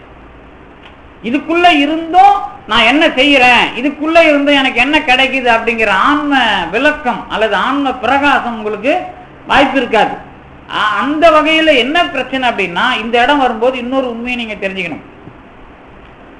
யாருக்கு இந்த மனநிலை வரும்? எல்லாருக்கும் அது இப்ப நான் சொல்றது உங்களுக்கு புரியும், நான் சொல்ற மனநிலை புரியும். ஆனா அந்த மாதிரி புரிஞ்சிக்கிற மனநிலை உள்ளவனுக்கு தான் அந்த மாதிரியான பிரச்சனையை கொடுத்தா தாங்குவான். இந்த இடம் வரும்போதுதான் கடவுளை நாம படிக்கிறது. அவர் புரிஞ்சுக்கிறாரு, நாம படிக்கிறோம். என்ன பண்ணிக்கிறோம்னா, இதுவே நமக்கு நடந்தா தாங்குவோமா? ஓடி போயிட மாட்டோமா? ஐயோ அவருக்கு வர்ற பிரச்சனை மாதிரி நமக்கு வந்தா நம்மளால தாங்க முடியாதுப்பா அப்படின்னு சொல்றேன்ல. அப்ப என்ன அர்த்தம்? புரிந்து கொள்ளுகிற தகுதி உள்ள ஒருவனுக்கான புரிதல் நிகழ்ச்சிகள் கட்டமைக்கப்படுகிறது. இங்கதான் அவன் அருளாலே அவன் தாள் வணங்கின்னு சொல்றது, எல்லாம் கடவுள் செயல்னு சொல்றது இங்கதான். ஆனா அது பொத்தாம் பொதுவா சொல்ற விஷயம் கிடையாது. எல்லாம் கடவுள்பா அப்படின்னு பேசுற விஷயம் இல்லை. அது அதை தாங்குற மாதிரியும் அதுக்குள்ள நீங்க நிக்கிற மாதிரியும் அது ஒரு வரலாறு ஆகிற மாதிரி நிகழ்ச்சியா வரும். அதுவேதான் வள்ளலார் இருக்கும். இப்ப வள்ளலார் குடும்ப கோஷம் பாடும்போதோ அல்லது மற்ற சில பாடல்கள் எல்லாம் பார்த்தீங்கன்னா, அதாவது ரொம்ப கொடுமையை அனுபவிச்ச மாதிரி எழுதியிருப்பார். இந்த கொடுமையை ஏன் அனுபவிச்ச மாதிரி எழுதணும், அல்லது இவ்வளவு பிரச்சனை வந்த மாதிரி ஏன் எழுதணும்? உடனே நீங்க உங்களுக்காக எழுதினாரு அவங்களுக்காக எழுதினாருன்னு சமரசமா எழுதுவாங்க. அதுலலாம் எனக்கு உடன்பாடு இல்லை. என்ன விஷயம் அப்படின்னா, ஏன் அப்படி வரட்டுமே, என்ன இப்போ உங்களுக்கு குறைஞ்சி போச்சு? இன்னும் அதுல ரொம்ப உச்சபட்சமா ஒண்ணு இருக்குது. என்ன அப்படின்னா, சத்திய ஞான சபை தான் அவருடைய மிகப்பெரிய திட்டம். அதை கட்டி அதுக்கு விழா நடத்திட்டு அதுல இருந்தவங்க அவர் பேச்சை கேட்கறதுனால கூட்டி வர சொல்லிடுறாரு. 2-3 தடவை கடிதம் எழுதுறாரு. நீங்கெல்லாம் இப்படி நடக்கணும், இப்படி செய்யணும், இதெல்லாம் நீங்க செய்யாம பண்றீங்க அப்படின்னு லெட்டர் எழுதுறாரு. அதுக்கப்புறம் கண்டனம் மாதிரி கொடுக்குறாரு. கேட்கல, அதை கூட்டிக்கிட்டு வர சொல்றாரு. இந்த சோதனை ஏன் வள்ளலாருக்கு வரணும்? இது எப்படி பாருங்களேன், சோதனையா பார்க்கறதா இல்ல இதை வள்ளலாருங்கிற எல்லாம் செய்ய வல்லவர் அல்லது சித்தி உடையவர் அதை ஏன் செய்யலன்னு பார்க்கறதா? இப்போ ஒரு கேள்வி, எல்லாம் செய்ய வல்ல சித்தியை பற்றி பேசுகிற வள்ளலார் அந்த கடைசி காலத்தில் ஏன் இந்த விஷயத்துக்குள்ள சமரசப்படவில்லை? அழகா என்னுடைய பாணியிலேயே ஏன் சமரசப்படவில்லை அல்லது ஏன் ஆளை தூக்கி போட முடியல? அவர் கட்டின கோயில் தானே, அவனை தூக்கி போட்டு இப்போ வந்து சந்துரு தானே அதுக்கு வேலை பார்த்தார். அதுக்கு இவ்வளோ வருஷம் ஆச்சு இல்லை? இப்போ வந்து சந்துரு ஜட்ஜ்மெண்ட் தான் அதுக்கு கொஞ்சம் இது கொடுத்தது, உயிர் கொடுத்தது. வள்ளலார் கொள்கைக்கு உயிர் கொடுத்தது இப்போ நம்ம சந்துரு ஜட்ஜி வந்து தான் உயிர் கொடுக்குறார். இது வரைக்கும் அதுக்கு உயிர் வரல. என்னது? வள்ளலார் கொள்கைப்படியே அங்கே வழிபாடு நடத்தணும் அப்படிங்கிறதுக்கு வள்ளலாரே அதுக்கு என்ன பண்ணல, முயற்சி வந்து எடுக்கிற முறையில் வித்தியாசமாக எடுக்கிறார். அது என்னன்னு சொல்றது?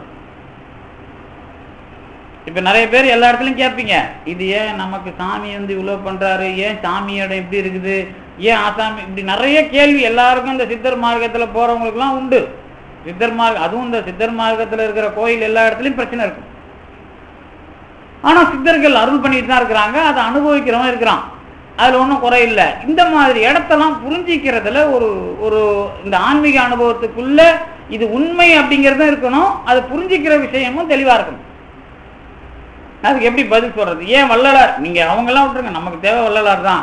இப்போ வள்ளலார் விஷயமாக அந்த இடம் ஏன் வள்ளலார் அதை பூட்டி கொண்டு வர சொன்னார், சாவி எடுத்துட்டு வாங்க அப்படின்னு சொன்னார்னு கேட்டிங்கன்னா, அந்த இடத்துல அவர் கொள்கை தான் அவருக்கு சமரசம்.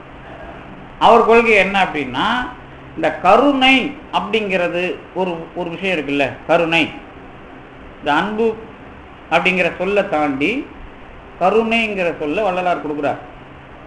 இப்போ கருணைங்கிற சொல்லுக்கு ஒரு உருவம் கொடுக்கணும். இப்போ புகழ்னு ஒரு சொல் இருக்குல்ல, இந்த சொல்ல வந்து உலகத்தில் எந்த தத்துவவாதியும் எழுதலை. திருவள்ளுவர் எழுதின காலத்துக்கு முன்னாடி இல்லை, இப்போ தான் யாராவது எழுதலாம். ஆனால் புகழ்ங்கிற சொல்ல ஒரு ஒரு உருவம் கொடுத்து 10 திருக்குறள் எழுதியிருக்கிறார் திருவள்ளுவர். புகழுக்கு ஒரு உருவம் கொடுக்குறார். அது இங்கே தான் கொடுக்க முடியுது. 2000 வருஷத்துக்கு முன்னாடி புகழுக்கு ஒரு உருவம் கொடுக்கறது இங்கே தான் நடக்குது, இங்கே தான் நினச்சி பார்க்க முடியுது. அதே மாதிரி அன்புங்கிறதுக்கும் திருவள்ளுவர் கொடுத்த உருவம் தான் கடைசி வரைக்கும் வள்ளலார் வரைக்கும் இருக்குது. ஆனால் கூடுதலாக கருணைங்கிற சொல்லையும் வள்ளலார் கொடுக்குறார். அப்போ கருணைங்கிற சொல்ல வள்ளலார் கொடுக்கறதுக்கு ஒரு ஒரு ஒரு இந்த கொள்கை தன்மையில் ஒரு ஒரு விதமான ஒரு புரிதல் இருக்கணும். இப்போ எதை வச்சு அதை புரிய வைக்கிறார் அப்படின்னு கேட்டிங்கன்னா, இப்போ நான் எல்லாரோடையும் உறவு கொள்றதுக்கு அன்போட விஷயம் எதுனா நட்பு. பொருள்களோட உறவு கொள்றதுக்கு எதுக்கு? இப்போ நான் இந்த மைக்கு அல்லது இந்த மேசை இதுங்களோடலாம் நான் வந்து உறவு கொள்கிறேன், இந்த உறவுக்கு அருள்னு பேர். இதுவே நான் உங்களோட உறவு கொள்கிறேன் அப்படின்னா அதுக்கு நட்புன்னு பேர். இது ரெண்டு தான் அன்போட வேலை. நான் தான் அடிக்கடி சொல்கிறேன், அன்பு என்னும் ஆர்வமுடைமை, அது என்னும் நண்பு என்னும் நாடா சிறப்பு, அருள் என்னும் அன்பு என் குழவி, பொருள் என்னும் செல்வ செவிலியால் உடைத்து. இந்த அன்பை வச்சுக்கிட்டு திருவள்ளுவர் சொல்கிற விஷயம் இதுதான். அன்புங்கிறது ஒரு விஷயம் அல்லது பொருள் அல்லது தன்மை. இதை நான் செயல்படுத்துகிறேன் அப்படின்னா, பொருள்களில் செயல்படுத்தும் பொழுது அதுக்கு அருள்னு பேர், உயிர்களில் செயல்படுத்தும் பொழுது நட்புன்னு பேர். இதுதான் இந்த அன்போட வேலை. இதுதான் வள்ளலார் வரைக்கும் இருக்கு. ஆனால் கருணைங்கிற சொல்லுக்கு ஒரு புதிய வடிவத்தை அல்லது ஒரு ஒரு பெரிய விஷயத்தை வள்ளலார் கொடுக்குறார். இதை கொடுக்கும் பொழுது அதுக்கு என்ன மாதிரியான ஒரு அடிப்படை அப்படின்னு கேட்டீங்கன்னா, இப்போ நீங்கள் எல்லாருமே ஒரு விஷயம் நல்லா இந்த எல்லாமே இது நான் இன்னைக்கு சொல்கிற விளக்கம் எல்லாமே சமரசங்கிற ஒரே சொல்லுக்கான விளக்கம் தான். தாய்மானவர் சொல்கிறதா இருந்தாலும் சரி அல்லது நாம் புரிஞ்சுக்கிறதா இருந்தாலும் சரி, அதுக்கான ஒரே விளக்கம் தான் இன்றைக்கி நான் சொல்கிறேன் எல்லாம். இப்போ நம்ம சுந்தரர் வரலாறு எல்லாருக்கும் தெரியும்.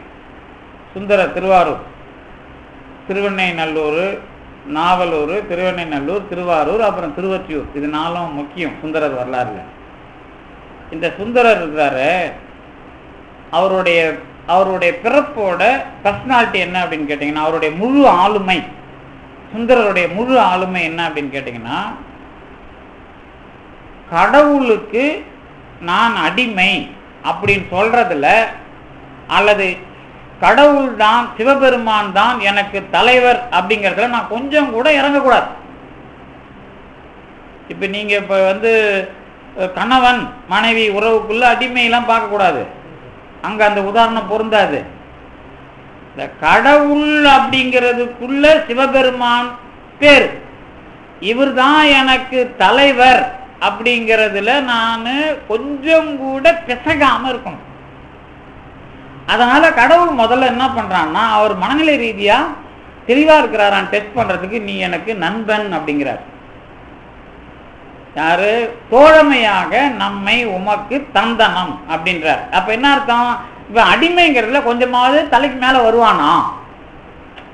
இப்ப இதெல்லாம் உங்களுக்கு புரியாது. நான் என்ன பண்ணுவேன், இந்த கூட இருக்கிறவங்கெல்லாம் நான் ரொம்ப இப்போ மன்றம் அது இதெல்லாம் நிறைய போகிறேன்ல, இப்போ பேசும்போது எல்லாரும் நம்மளை பெரிய இதுவாக பேசுவாங்க. ஆனால் கீழே வந்துட்ட உடனே எல்லாரும் நம்ம தோல் மேலே கையை போடுவாங்க. ஏன்னா அவ்வளோ பாசம் இருக்கும் என் மேலே அவங்களுக்குலாம். இதை பாசம் சொல்கிறது என்னன்றதை விட நான் ரொம்ப எளிமையாக இருப்பேன் அப்படின்றது இப்படி இருக்கும். உடனே அவங்க ஒரு தப்பு பண்ண விட்டுட்டு நான் கொஞ்சம் சண்டை போடுவேன். இப்போ என்ன சொல்லுவீங்க? இதில் ஏதாவது புரியுதா உங்களுக்கு? அதாவது அந்த பர்சனாலிட்டிக்குள்ள நான் இறங்குறதுக்கும் நீ ஏறுறதுக்கும் வித்தியாசம் இருக்கு. இதுதான் கடவுள் பண்ற டெக்னாலஜி. முதல்ல கடவுள் இந்த மாதிரி தான் ஆக்கி வைப்பான். அவன் என்ன பண்றான், நம்மை உனக்கு தோழனா தந்தானவனே இந்த தலைக்கு மேல வரானான்னு பாக்குறான். அவர் எப்பயுமே வரல. மீளா அடிமை உமக்கே ஆளாய் பிழுக்கை வாரினும் பால் கொள்வர். தெளிவா இருக்கிறார் சுந்தரர். இந்த கடவுள் சரி மறக்க வைக்கிறதுக்கு என்ன பண்றாரு கடவுள்? 2 பொண்ணை கொடுக்குறாரு. ஒரு பொண்ணை திருவாரூர்ல கொடுக்குறாரு, இன்னொரு பொண்ணுல திருவொற்றியூர்ல கொடுக்குறாரு. என்ன ஒரு விஷயம்னா, அதாவது பெண் மீதான ஆசையில எங்கேயாவது மயங்கி இவன் நம்மள கொஞ்சம் வேலை வாங்க, அதாவது நம்மள தலைவன் இல்லைன்னு சொல்றானா பார்ப்போம் அப்படிங்கறதான் டெஸ்ட். இதை தவிர ஒரு ராஜாவையே அவருக்கு நண்பனாக்குறார். அப்போவாவது நம்ம கிட்ட எதுவும் எதிர்பார்க்காத இருக்கிறானா, நாம தான் தலைவன் இல்லைன்னு சொல்றானா? இதெல்லாம் ரொம்ப நுட்பம். அதாவது சுந்தரரை நீங்க புராணம் படிக்கிறது வேற.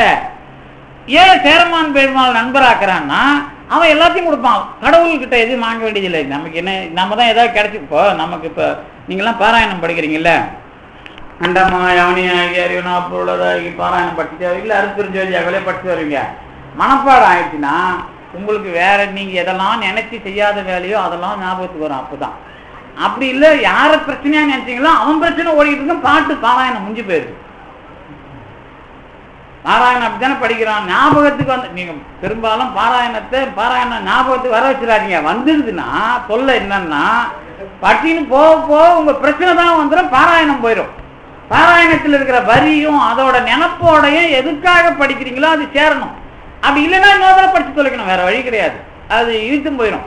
அப்ப பாராயணத்தை உங்களை அதுல ஏமாத்த வச்சும் கடவுள் வந்து உங்களுக்கு பண்ண வேண்டியதை பண்ண முடியாம போயிடுவான். அந்த மாதிரி இல்லாம இதேதான் சுந்தரருக்கு பண்றான். நண்பன் சொல்லிட்டு இவன் மிச்சம் ஏதாவது விட்டுருவானா நம்மள அப்படின்னு சொல்லிட்டு அவரை வச்சு இத்தனைக்கும் அவர் பணம் பொருள் கொடுக்குறாரு. யாரு? சேரமான் பெருமாள் நாயனாரு நிறைய மூட்டை முடிச்சுலாம் கொடுத்து அனுப்புறாருல, அதை பிடிங்கி போயிடறான் கடவுள் ஆளை வச்சு. ஏன் பிடுங்குறான்? டேய் நீ கொஞ்சம் விட்டா நீ நான் கொடுக்க தேவையில்லைன்னு சொல்லிட்டு போலகுத, நீ வந்து அப்ப என்ன தலைவன் ஒதுக்கிறல்ல நீ. இந்த டெஸ்ட் அங்க நடக்கும். ஒரு பொண்ணை கொடுத்து நீ ஏமலமா வாங்குறியா நீயா பண்றியா? அப்ப இதுக்குள்ளலாம் சுந்தரர் வராரு. கடைசியில என்ன பண்றாருன்னா, நீ இருக்கிற தைரியத்துல தானப்பா, நீ தானே என்ன தோழன்னு சொன்ன, நீ இருக்கிற தைரியத்துல தானே இந்த பொண்ணை கல்யாணம் பண்ண எங்க திருவொற்றியூர்ல அப்படி இருந்தா கண்ணப்பிடிக்கிட்டீங்கன்னா, அப்ப நீ என்ன தலைவனுங்கிறதுல இருந்து கொஞ்சம் பிசகிற அப்படிங்கிறது இருக்குதா இல்லையா? அதெல்லாம் கடவுள் ஞாபகப்படுத்தி தான் இந்த தலைவன் அப்படிங்கிறதுல சுந்தரர் நிக்கிறாரான்னு பார்த்தீங்கன்னா, ஒரு கொள்கை ஒண்ணு இருக்குது சைவத்துல. என்ன கொள்கை? சைவ சமயத்துல ஒரு மிகப்பெரிய கொள்கை. என்ன கொள்கை அப்படின்னு கேட்டீங்கன்னா, கோயிலுக்குள்ள வரீங்கன்னு வச்சுங்களேன், வரும்போது நீங்க முதல்ல யாரை வணங்கணும்னா நாயன்மார்களை வணங்கணும். இந்த நாயன்மார்களை வணங்கிட்டு தான் உள்ள கோயிலுக்குள்ள அவங்க பார்த்த கடவுள், அவங்க தான் உங்களுக்கு கடவுளை காட்டுற சாட்சி. அவங்களுக்கு ஒரு வணக்கம் போட்டு தான் உள்ள போகணும். சுந்தரருக்கு கடவுள் தான் தலைவர், மற்ற யாரையும் வணக்கம் போட மாட்டார்.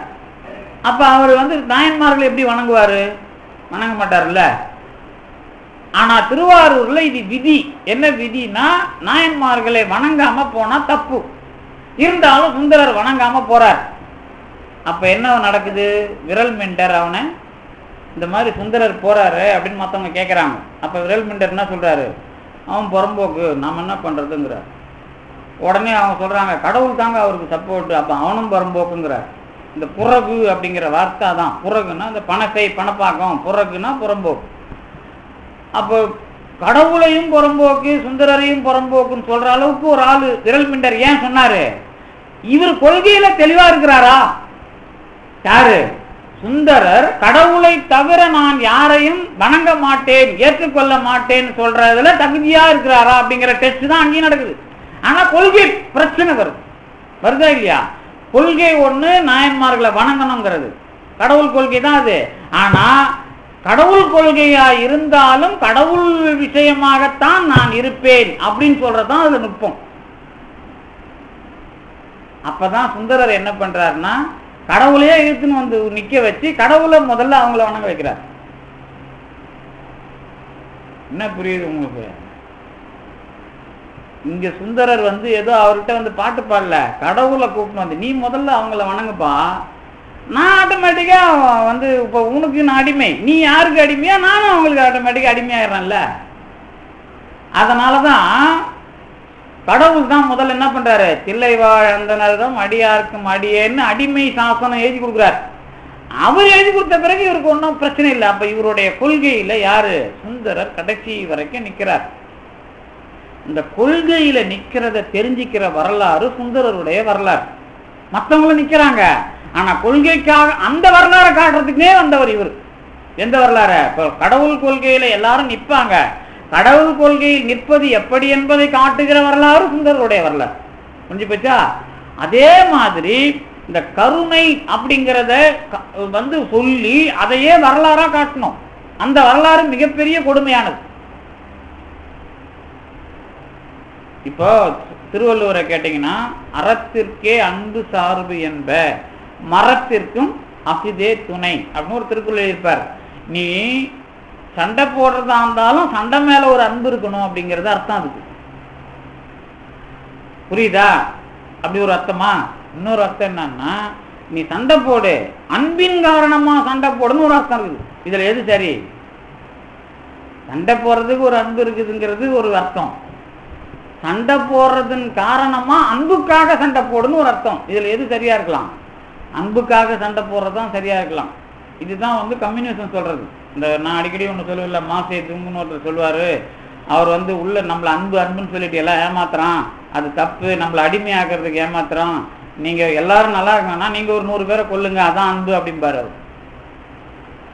அப்ப அன்பு அப்படிங்கிறத எல்லாருக்குமான அன்பா வச்சுக்கிட்டு எல்லாருக்குமான அன்புக்காக நான் வந்து பண்ற மரம் இருக்குல்ல, அதுதான் திருவள்ளுவராலையும் முன்மொழியப்பட்டது.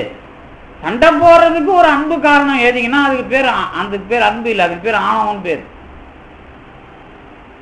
சண்டை போடுறதுக்கும் ஒரு அன்பு வேணுங்க. இப்ப நீங்க எந்த வேலையை செய்யணும்னாலும் அதுக்கு ஒரு காரணம் வேணும்ன்றாங்கல்ல, அந்த மாதிரி எழுதிடுவாங்க. அது கிடையாது. அது அப்ப வர்றதுதான், ஓஹோ இதுக்குதான் சித்தாந்தம் வேணும். எதுக்கு? சண்டை போடுறதுக்கும் ஒரு அன்புன்னு சொல்றதா, இல்ல சண்டை போடுறது அன்புன்னு சொல்லக்கூடாதுன்னு சொல்றதா அப்படின்னு புரிய வைக்கிறது இருக்குல்ல, அதுக்கு பேர் தான் சித்தாந்தம். அது தெரியலன்னா நீங்க எதை வேணாலும் எழுதிட்டு போகலாம். எது உரை எழுதுறன்ற பேர்ல எதை வேணாலும் எழுதிட்டு போகலாம். அது கிடையாது அங்க. அப்பதான் அதுக்குள்ள முழுசா போறது. இப்போ இந்த அன்புங்கிறத தாண்டி கருணைன்னு காட்டணும் அப்படின்னா, உங்களை எப்படி சீண்டி பார்த்தாலும் நீங்க ஆதிக்கம் பண்ணக்கூடாது. எப்படி சீண்டி பார்த்தாலும் நான் கடவுளை விட்டு விடக்கூடாதுன்னு வள்ளலார் இது சுந்தரர் நிக்கிறார்ல, அதே மாதிரி எப்படி சீண்டி பார்த்தாலும் நீங்க உங்க விஷயத்தை நிலைநாட்டுறதுக்கு கொஞ்சம் கூட வலிந்து செயற்படாத ஒரு தன்மையை காட்டினா அந்த பெரிய உருவத்துக்கு பேர் கருணைன்னு பேர். அப்ப வள்ளலார் கொள்கைக்கும் அந்த பிரச்சனை வரும், வள்ளலார் மனைவிக்கும் அந்த பிரச்சனை வரும். வள்ளலார் மனைவினா வள்ளலார் மனைவி தான் அவர் இல்லையே, ஒரு நாளோட வந்துடுறாருல. அப்போ பேர் என்ன பிரச்சனை, அதற்குள்ள உங்களை சீண்டி பார்க்க உங்களுடைய அந்த என்னது அது அன்னைக்கு இருக்கிற அந்த சமூக மனநிலையில என்னென்னலாம் இருக்கோ அதெல்லாம் உங்களை சீண்டி பார்த்தாலும் நீங்க எதுவும் ஆகக்கூடாது, வலிந்து செயற்படுகிறவர்களாக ஆகக்கூடாது. முடியுமா? அது அப்படி ஒரே உருவம் நமக்கு தமிழ்ல அல்லது உலகத்துல கிடைக்கிற ஒரே உருவம் வள்ளலாருடைய உருவம், வேற யார் உருவமும் கிடையாது. இதை ஒண்ணு நீங்க மறுபடியும் வரலாறு நினைச்சு பாருங்களேன். இதை நான் சில சமயங்கள்ல உங்களுக்கு குறிப்பிட்டு காட்டிருக்கிறேன்.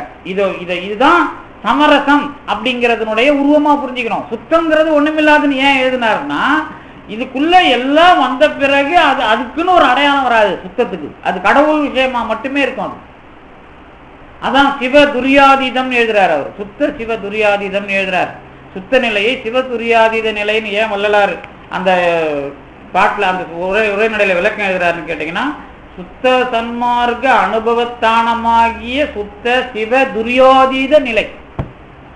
சிவதுரியாதீதம் தான் சுத்தம் எழுதுறாரு. அங்க ஒன்றுமில்லாத. அதுக்கு என்ன காரணம் அப்படின்னா, இவ்வளோ விஷயத்துக்குள்ளேயும் நான் விட்டு கொடுக்காம ஏன் கொள்கையில நிக்கணும், அல்லது வலிந்து போகாம நிக்கணும். இந்த ரெண்டுமே வரணும். இந்த விட்டு கொடுக்கறதுங்கிறது யாருக்கு வந்தது? திருநாவுக்கரசருக்கு வருது. விட்டு கூடக்கூடாது அப்படிங்கிறது திருஞான சம்பந்தருக்கு வருது. இந்த ரெண்டு பேரும் சேர்ந்துதான் ஒரு கொள்கை. இல்லைங்க அது நாளும் போலும் சரியில்லை, அந்த பசங்களை நீங்கள் ஒன்றும் பண்ண முடியாது, விட்டுருங்க வேணாங்க அப்படிங்கிறாரு திருநாவுக்கரசர். இல்லை நான் பார்த்துக்கிறேன், அது என்னன்னு பார்த்துக்கிறேன் அப்படிங்கிறாரு திருஞான சம்பந்தர். மதுரைக்கு போகிறாங்கல்ல, அப்போது இந்த ரெண்டு மனநிலையும் அங்கே காட்டுறாங்க. ரெண்டு பேருக்கும் மனநிலை ரீதியாக இந்த மாதிரி குழப்பங்கள் உண்டு. இந்த குழப்பம்னா அவங்க அடியார்களுக்கு பிரச்சனை இல்லை. வரலாறுல நீங்கள் அருளாளர்களை நம்மள மாதிரி புரிஞ்சுக்கணும். ஐயோ திருஞான சம்பந்தர்னா அவரை ஒன்றுமே சொல்லக்கூடாது, வள்ளலார்னா ஒன்று, அப்படி இல்லை. அது திருஞான சம்பந்தர் எங்க வருத்தப்பட்டார்? திருவிழிமேலையில வருத்தப்பட்டார். திருநாவுக்கரசர் எங்க வருத்தப்பட்டார்?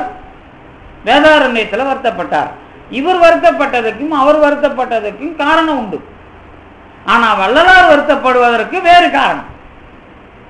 இவங்க கொள்கையை காப்பாற்றுறதுக்கு வருத்தப்படுறாங்க, அவரு கொள்கையில பிரச்சனை வரக்கூடாதுன்னு வருத்தப்படுறார். இந்த இடைவெளி தான் வள்ளலாருங்கிற ஒரு ஆள் ஏன் வேணும். இப்ப நீங்க நான் சொன்ன இந்த தத்துவ பின்புலம் 19ஆம் நூற்றாண்டுலாம் இந்த மாதிரி வச்சுதான் கடவுள் புரிய வைப்பான். எனக்கு ஞானம் வரணும்னா பொண்டாட்டி நல்லா இருக்கக்கூடாது, அப்பா அம்மா நல்லா இருக்கக்கூடாது, இப்படியும் ஞானம் வரலாம். அல்லது அப்பா அம்மா இல்லாம பொண்டாட்டி இல்லாம ஞானம் வரலாம். ஆனா ஞானம் வர்றதுக்கு ஏதாவது ஒரு சூழல் வேணும். சும்மா நேற்று கூட யாரோ கேட்டாங்கல்ல, சுத்தமான மனநிலை இருந்தால், தூய்மையான மனநிலை இருந்தால். தூய்மைன்னா என்ன? ஊர்ல இருக்கிற சாமியார்லாம் இது எழுதுவான், தூய்மையாக இருங்கள் உங்களுக்கு எல்லாம். இன்னும் தூய்மைனா எப்படி வருமோ? இல்லை இந்த பெருக்கி வருமா, இல்லை சுண்ணாம்பு அடிச்சு வருமா, இல்லை எதை வச்சு தூய்மை வரும்? தூய்மை எனக்கு சூழல்களால் மட்டுமே வரும். எனக்கு ஏற்படுகிற பிரச்சனைகளால் மட்டுமே நான் எப்படி இருக்கிறேன்னு தெரியும். அது வரைக்கும் தூய்மைனா அது போட விளக்கெண்ணன் தான் போயிட்டே இருக்கணும். அதாவது தூய்மை என்பதை நாம புரிய வைக்கணும் அப்படின்னா நான் புரிஞ்சிக்க முடியாது, நீங்க படிக்க வைக்க முடியாது. எனக்கு ஏற்படுகிற சூழலில் என்னை நிலைநிறுத்துகிற அந்த சாட்சி, அதுதான் தூய்மைக்கு அடையாளம். அப்ப தூய்மை அப்படிங்கிறது வருது அப்படின்னா வள்ளலாருக்கு இந்த உருவம் கண்டிப்பாக தேவை. ஏன்னா உலக தத்துவம் எங்க போனாலும் நமக்கு கவலை இல்லை. காரைக்கால் அம்மையார் திருஞான சம்பந்தர் தொடங்கி வைத்த இந்த தத்துவத்தினுடைய எல்லையில இதனுடைய முழுமையை காட்டுகிற வடிவம் வள்ளலாருடையது. அப்ப இந்த முழுமையை காட்டுகிற வடிவத்துக்கான வரலாறு எப்படிப்பட்ட சமரசம் என்ற சொல்லால் எவ்வளவு பெரிய அனுபவத்துக்கு நிக்குது. ஆனா தாய்மானவர் சொன்னது அன்னைக்கு இருந்த சமகால சூழ்நிலையில வேதாந்திகளை பாதியாவும் சித்தாந்திகளை பாதியாவும் வச்சு அந்த சமூக மக்களுக்கான ஒரு உடனடியான விடிவை கொடுக்குது. அதுதான் தத்துவராயர் முதலான அல்லது மனோன்மணி சுந்தரம்பிள்ளை முதலானவர்களுக்கு ஒரு புகலிடமா அமையுது. ஆனால் தாய்மானவர் பெற்ற அனுபவம் என்பது இவங்களுக்கு புரியாது. தாய்மானவர் பெற்ற அனுபவம் என்பதற்குள்ள அவர் முப்பொருள் உண்மையை ஏத்துக்காம அதை பேசல. அதுக்குள்ள ரெண்டும் இல்லாத தன்மைங்கிற விஷயத்தை முத்தி நிலையில அவர் சொல்லல. ஆனா இவங்க அதுக்குள்ள கொஞ்சம் பூந்து அதுக்குள்ள வெளியே அதுக்குள்ள இவங்க ஒரு சமகால பிரச்சனைக்கு ஒரு மக்களை, சாதாரண மக்களை இணைப்பதற்கு இவங்கெல்லாம் பயன்படுறாங்க. ஆனால் அதுல உண்மை இருந்திருந்தால் அது தொடர்ந்து வந்திருக்கும். இப்ப அதை ஆராய்ச்சி பண்றவங்க வருத்தப்படுவாங்க. என்னன்னா இந்த 19ஆம் நூற்றாண்டில் உண்டாக்கப்பட்ட, அதாவது பிராமணர் அல்லாதவர்களால் உண்டாக்கப்பட்ட வேதாந்த மடங்கள் எல்லாம் ஒண்ணுமே இடம் தெரியாம போச்சு. ஆனா அது மிகப்பெரிய செல்வாக்குக்கு உள்ள மடம் தான். ஏன் ஒண்ணுமில்லாம போச்சு? இப்ப சங்கரரை பின்பற்றி இருக்கிற சைவம், அது சங்கரரை பின்பற்றி சைவம் தானே. அது சங்கரர் சைவம் தானே, குழப்பம் வருது இல்லை. அவர் சைவம்லாம் கிடையாது. அவரு சங்கரர் சைவத்தின் பெயரால் அவருடைய ஆட்கள் இருக்கிறார்கள். அப்ப சங்கர மடம் அப்படிங்கிற விஷயம் அதையே தொடர்ந்து இருக்குது. அப்ப இந்த வேதாந்த மடங்கள் அதே சங்கரருடைய அந்த தத்துவத்தை பின்பற்றி தமிழுக்குள்ள இத்தனை 70-100 கணக்கான மடங்கள் ஏன் அழிந்து போனது? ஏன் இவ்வளவு பெரிய நூல்களையும் தமிழில் படைத்தவர்கள் அடையாளமே இல்லாம போச்சு அப்படின்னா எதை பத்தியும் நமக்கு கவலை இல்லை. நான் இப்படி ஒரு அளவுகோல் வச்சுக்கிறேன். என்ன அளவுகோல்னா, காரைக்கால் அம்மையார் முன்மொழிந்ததை, திருமூலர் முன்மொழிந்ததை, திருஞான சம்பந்தர் முன்மொழிந்ததை வழிமொழிகிற சமூகமாக வள்ளலார் வரை பாம்பனார் வரை இருக்கிறார்கள். அப்ப இதுக்குள்ள அனுபவ உண்மை இருக்கிறது, தொடர்ந்து வருகிறார்கள். எதுல சிந்தனை முறையில தொடர்ந்து வர்றதுக்கு வாய்ப்பு இல்லை. ஏன்னா அதுல என்ன இல்லை, அனுபவ உண்மை இல்லை. அது ஒரு வகையில அறிவாளித்தனம் இருக்கலாம். அறிவாளித்தனம் எல்லா காலத்திலேயும் தொடர்ந்து வராது, அனுபவம் தொடர்ந்து வரும். இப்ப நம்ம வீட்டுக்குள்ள கடைபிடிக்கிற நடைமுறைகளோ அல்லது மற்றதோ தொடர்ந்து ஏன் வருது, அதுக்குள்ள என்னுடைய செயல்பாட்டுக்குள்ள எனக்கு கற்றுக் கொடுப்பதில் அது தேவை என்பது இருக்குது. அப்ப தேவை என்பது என்னுடைய கற்றுக்கொள்ளுகிற விஷயத்தில் தொடர்ந்து வருமானால் அது எது, என்னுடைய அனுபவத்திற்கு ஏற்பு உடையது. அதனால அது நிக்குது. அதே மாதிரி வந்த ஒரு விஷயம் உலகத்துல எது, இந்த 1500 வருஷமாக, குறைந்தபட்சம் 1500 வருஷமா இதுக்குள்ளேயே வராங்க. யாரு? கடவுளை அனுபவிப்பதை பற்றி பேசுகிறவர்கள். கடவுளை அனுபவிப்பதை பற்றி பேசுகிறவர்கள் வித்தியாசமான முறையில புரிய வைக்கிறார்கள். ஆனா இந்த சைவ சித்தாந்தம் சொன்ன அந்த 3 பொருள் முடிவிலிருந்து மாறுபடல. இந்த பதிப்பசு பாசம் சொல்றோம்ல, கடவுள், ஆன்மா, உலகம், இது வேறு வேறுன்னு சொல்றோம்ல, இதுல மாறாத விஷயத்தை இவர்கள் கொண்டிருக்கிறார்கள். யாரு? இந்த காரைக்கால் அம்மையார் தொடங்கி பாம்பனார் வள்ளலார் வரை இதுக்குள்ள இவங்க என்ன பண்ணல, விட்டு கொடுக்கவில்லை. அப்ப இந்த கொள்கைக்குள்ள புரிய வைக்கிற அல்லது அனுபவிக்கிற விஷயம் வேற இல்ல, இந்த அனுபவிக்க வைக்கிற முறை வேற. என்ன அப்படின்னா, இப்ப நீங்க உங்களை கூப்பிட்டு வச்சு நான் இந்த கோயிலுக்கு நீங்க போங்க, இந்த கோயிலுக்கு நீங்க போங்கன்னு சொல்ற மாதிரி தானே தவிர பெரிய வேறுபாடு ஒன்றும் கிடையாது. இதை நான் தொடர்ந்து உங்களுக்கு வலியுறுத்துறது என்ன அப்படின்னா, நீங்க கவலையப்படாதீங்க. இப்ப வேதாந்த மடங்கள்ல இவ்வளவு பெரிய சாமியார், இவ்வளவு பெரிய துறவிகள்லாம் இருந்தாங்க, அல்லது சங்கர மடங்கள்ல இவ்வளவு பெரிய துறவிகள்லாம் இருந்தாங்க, அல்லது சைவ சித்தாந்த மடங்கள்ல கூட ஜாதியை பேசினவங்கலாம் இல்லாம போயிட்டாங்க. ஆனா சைவ சித்தாந்தம் இருந்துட்டு தான் இருக்குது. ஆனா சைவ சித்தாந்தத்துக்குள்ள ஜாதி இருந்ததா? புரியுதா அது உங்களுக்கு? இப்ப திருஞான சம்பந்தரோ, காரைக்கால் அம்மையாரோ, அல்லது திருநாவுக்கரசரோ, அல்லது வள்ளலாரோ பேசுற அந்த விஷயத்துக்குள்ள ஜாதி இருக்குதா? அப்ப பேசுறவங்க அவங்க புடிச்சு வச்சிருக்கிற வரைக்கும் அது இல்ல. அதை மறுக்கணுங்கிறப்ப இவங்க மிக்ஸ் பண்றாங்க. எதை? பாதி சைவ சித்தாந்தம், பாதி வேதாந்தம். அது தாய்மானவர் கொஞ்சம் வழி கொடுக்குறாரு. முடிஞ்சு இதை கொடுத்தாக்கா அது அறிவு ரீதியா இருக்குதே தவிர அனுபவ ரீதியா என்னவாகுது? தோல்வி அடையும். ஆனா அது ஒரு வெகுஜன மக்களுக்கு தரப்பட்டதனால அது பதிவாயிருக்கு, அதோட நிற்கும். ஆனால் இதுக்குள்ள சமயம் ஜாதி பேசாம இதை நீங்க கொண்டு வரணும் அப்படின்னு சொன்னதுனாலதான் வள்ளலார் வரார். இதுக்குள்ள சைவம் புறங்கவிய சொல்லுதுன்னு அந்த வார்த்தை ஏன் சொல்லணும்? இதுக்குள்ள சொன்னதை அன்னைக்கு இருந்தவங்க சமய சாதி ஆச்சாரமா பார்த்ததுனால அதுக்குள்ள என்ன பண்ண முடியாது, அதையே பேசி அதுல ஜெயிக்க முடியாது. இப்ப நானே இருக்கிறேன், இப்ப நானே சைவ சித்தாந்தம், நீ என்னங்க சைவ சித்தாந்த பெருமண்டலத்துல தலைவராக இருந்துக்கிட்டு சைவ இந்த திருமுறை அது இதுன்னு பாட்டை படிக்காம இவர் பாட்டு இன்னமும் ஆராய்ச்சிலாம் பண்ணிருக்கிறாருன்னு என்ன கேட்பான். அப்ப நான் என்ன சொல்லுவேன், எப்பா திருமுறை இப்ப இன்னைக்கு என்ன தெரியுமா நடக்குது சைவம் அப்படின்னா, எங்கேயாவது ஒரு மாசத்துல 2 நாளைக்கு பாட்டை பாடி சாப்பிட்டு போறது, அதுக்கு பேர் முற்றுவதெல்லாம். அதாவது பாட்டை பாடி சாப்பிட்டு போறது அப்படிங்கிற பேர்ல ஏன்னா ஈஸியா ஆகணும். அப்பா 10 பேர் வரணுமா, பாடணுமா, சாப்பிட்டோமா, போனோமா. அங்க யமம் போட்டா வச்சோம், எதுக்கு வச்சோம், ஏன் வச்சோம், என்ன நடக்குது, என்ன நமக்கான கொள்கை, இது சுத்தம் தேவையா, இல்லை எல்லாத்துக்குள்ளேயும் ஏதாவது ஒன்று நம்ம எல்லாரும் கும்பல் கூடி கோயந்தா போட்டு போனோமா அப்படிங்கிற ஒரு தெளிவான விஷயத்துக்குள்ள நம்ம கேள்வி கேட்டா பிரச்சனை ஆயிடும். அப்ப என்ன அர்த்தம் அதுக்கு? கும்பல் கூடி சாப்பிட்டு போறது இந்த அன்னதானங்கிற பேர்ல எவ்வளவு தெளிவா நம்ம வெளியே வந்துட்டோம் பாருங்க. கொள்கைக்காக உழைக்கிறவனுக்கு இப்போ உங்களுக்கு தெரியும், கரபாத்திரம் அப்படின்னா கையேந்தி சாப்பிட்றது. ஒரு வீட்டுக்கு போய் கையேந்தி சாப்பிட்டு வரணும். ஏன்? நீங்க சமைச்சிக்கணும், அதுக்கு ஒரு ஆளை போட்டுக்கணும், அதுக்கு ஒரு கணக்கு எழுதிக்கணும், அதுக்கு ஒரு பொம்பளையை தேடிட்டு அதுல பிரச்சனை அழிஞ்சிடக்கூடாதுங்கிறதுக்கு யாராவது கையேந்தினீங்கன்னா சாப்பாடு போடுவாங்க. இதுல நீங்க நல்லவங்களுக்கு சாப்பாடு போட்டீங்கன்னா உங்க குடும்பம் விருத்தி அடையும். நீங்க எல்லாரும் தான் போடணும். நீங்க நல்லவங்களா இருந்தா ஒரு நல்லவன் உங்க வீட்டுக்கு சாப்பிட வருவான். அவனுக்கு சாப்பாடு போட்டுட்டீங்கன்னா ஏதோ ஒரு வகையில நல்லது நடக்கும். அதுக்காக பணம் வருது மட்டும் நினைக்காதீங்க, ஏதோ ஒரு நல்லது கண்டிப்பா நடக்கும். அதுல நீங்க ஞானியா இருந்தா உங்களுக்கு அந்த வகையில நல்லது நடக்கும், அல்லது அஞ்ஞானியா இருந்தா அந்த வகையில நல்லது நடக்கும், அது வேற. அப்போ இதுக்குள்ள தான் கரபாத்திரம், கையேந்தி சாப்பிட்றது, அவ்வளவுதான் விஷயம். இந்த கரபாத்திரம்னா இதான் அர்த்தம், கையேந்தி அப்படின்னு அர்த்தம். இந்த கையேந்தி சாப்பிட்ற விஷயத்துக்குள்ள ஏன் வந்ததுன்னா அவங்களுக்கு அன்னதானம் போடுறது, அப்போ ஒரு இடத்துல போய் உழைக்கிறாங்க, ஒரு துருத்தொண்டு பண்றாங்கன்னா அவங்களுக்கு சாப்பாடு போடுறது. இப்ப என்னாச்சு, கோயிலில் போய் இன்னும் சாப்பிட்டு வந்தா இவனுக்கு பிரசாதமா அடப்பா, இந்த மாதிரி முறையே இந்த மனநிலையில கொடுத்தது யாரு? எனக்கே பயமா இருக்குது. நீங்க கோயிலில் போய் அன்னதானங்கிற பேர்ல சாப்பிட்டீங்கன்னா நீங்க பாவிகளா ஞானிகளான்னு நான் எப்படி சொல்றது? தத்துவம் பேசினா அன்னதானம் போடுங்கப்பா நான் வானாங்கள, அங்க லைன்ல நின்று சாப்பிட்ற மனநிலை எப்படி வந்தது? இந்த கோயில்ல பிரசாதம் சாப்பிட்டா நமக்கு பாவம் போயிடுன்ற மனநிலையை ஊட்டினது யார்? நான் கொஞ்ச நாள் இது வரைக்கும் நான் சாப்பிடாத ஒரு இடத்துக்கு திடீர்னு ஒரு இடத்துல போனால் போயிட்டு உட்கார வச்சுட்டாங்க.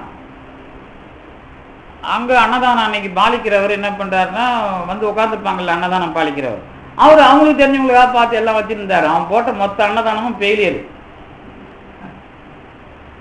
அதில் பாவம் தான் வந்து சேர்ந்துருக்கும். இதெல்லாம் சொன்னால் கோபம் தானே வரும் உங்களுக்கு. இதெல்லாம் உண்மையை சொன்னால் கொஞ்சம் கோபம் வரும். ஏன்னா அன்னதானம் போட்டு நீ வந்து எல்லாருக்கும் எல்லா பந்தியிலையும் போய் நடந்து ஏதாவது வேணும்னு கேட்டிருந்தா நியாயம். ஒரு பந்தியில் வந்துக்கிற உன் சொந்தக்காரனுக்கு மட்டும் கேட்டீங்கன்னாக்கா நீ வந்து என்ன வந்துடும், உனக்கு மொத்தமும் பாவம் ஆயிடும். நீ போட்ட அன்னதானத்தில், அதுவும் அன்னதானம் போட வந்து அந்த இடத்துல பண்ணால் டபுள் மடங்கு பாவம் ஆயிடும். சில சமயம் இலவசம் கொடுக்குறான்ல, ஆன்லைனில் கிளிக் பண்ணிங்கனாலும் கடைக்கு போய் ஒரு பொருள் வாங்கினீங்கன்னா உங்களுக்கு தெரியாமல் இன்னொரு பொருளை இலவசமாக சேர்ப்பான். அந்த மாதிரி இந்த நல்லது பண்ற இடத்துல கோவில்ல இந்த மாதிரி கொள்கையான ரீதிய ஒரு விஷயத்துக்குள்ள வந்து நீங்க பாவம் பண்ணீங்கன்னா, வெளியில இருந்து பாவம் பண்ணா ஒரு மடங்கு பாவம் தான், இங்க வந்து பண்ணா டபுள்ல வந்து நிற்கும். இந்த பாவம் தேவையாகும். இது வந்து ரொம்ப கொடுமையானதா இருக்கும். அதாவது புண்ணுல ஊசி விட்டு ஆட்டுற மாதிரி பாவம் வந்து சேர்ந்துடும். புண்ணா இருந்தா பரவாயில்ல, இதை ஆட்டிக்கிட்டு அதுல விட்டு குடஞ்சினே இருந்தா அப்படி இருக்கும் உங்களுக்கு. அந்த மாதிரி பாவம் ஆயிரும் அதெல்லாம். அதனால இதெல்லாம் எச்சரிக்கை வேணும். இது சொல்றதுக்கு எல்லாரும் பயப்படுறான். ஏன்னா இவன் சாப்பாடு பாக்கெட்ல வாங்கி போட்டு வரணுமே, இப்ப நம்ம உட்காந்து சாப்பிட்டு வரணுமே ஓசியில. இந்த மாதிரி வந்ததுனால இன்னைக்கு கொள்கைனா என்ன, பாட்டு பாடுறதுதான் கொள்கையா? பாட்டு பாட வேணான்னு சொல்லல, அதை மட்டுமே முன்னெடுத்து மற்றதெல்லாம் புறந்தள்ளணும்ல. அப்ப நாம எவ்வளவு பெரிய பாவி ஆயிடுவோம். இதனாலதான் இந்த மாதிரி புரிஞ்சிக்க நமக்கு சாதாரணமா தோணாதான் நாம எங்க சமரசமா இருக்கிறோம். சமரசம் பரவாயில்லைங்க, அதுவாவது பண்றாரு. எப்படி இவன் சொல்லுவான் சொற்பொழிவுல, அதுவாவது பண்றாரு. எதுவாவது, அதாவது நாம் என்ன சொல்லுவோம், நல்லது செய்தல் ஆத்திராயினும் அல்லது செய்தல் ஓம்பு மீன். இதான கொட்டேஷன் நமக்கு தமிழ்நாட்டில் நம்ம பண்பாட்டுக்குள்ள பழைய காலத்து கொட்டேஷன் அல்லது மேற்கோள். நல்லது செய்தல் நல்லது பண்ண முடியலன்னா சும்மாரு, நல்லது செய்யாத, அல்லதுன்னா கெட்டது செய்யாத. நீ பாடுறங்கிற பேர்வையில போய் அங்க ஒரு 10 போட்டோ வேற பேனர்ல வைக்கிறான். அதுல யார் போட்டோ வைக்கிறான்னு இவனுக்கு என்ன தெரியும்? யாரை கூப்பிட்டா அங்க வந்து அது செல்லுபடியாகும், யாரை கூப்பிட்டா பணம் கிடைக்கும். அப்ப நீ வந்து எதுக்கு ப்ரமோட் ஆகுற? பாவத்துக்கு ப்ரமோட் ஆகுறியா, புண்ணியத்துக்கு ப்ரமோட் ஆகுறியா? இதை கொள்கையாலாம் சொல்லணும். இப்போ என்ன கூப்பிட்டா நான் சொல்லிடுவேன் தெளிவா. அதனால என்னை கூப்பிட மாட்டாங்க, கவலைப்படாது. நிறைய இடத்துக்கு போய் என்னை கூப்பிடவே மாட்டாங்க. ஒரு தடவை போவோம், அதுக்கப்புறம் என்னை கூப்பிட மாட்டாங்க. ஏன்னா இவன் எல்லாத்தையும் நம்மளையே தாக்கிட்டு போடுவான் அப்படின்ட்டு கூப்பிட மாட்டாங்க.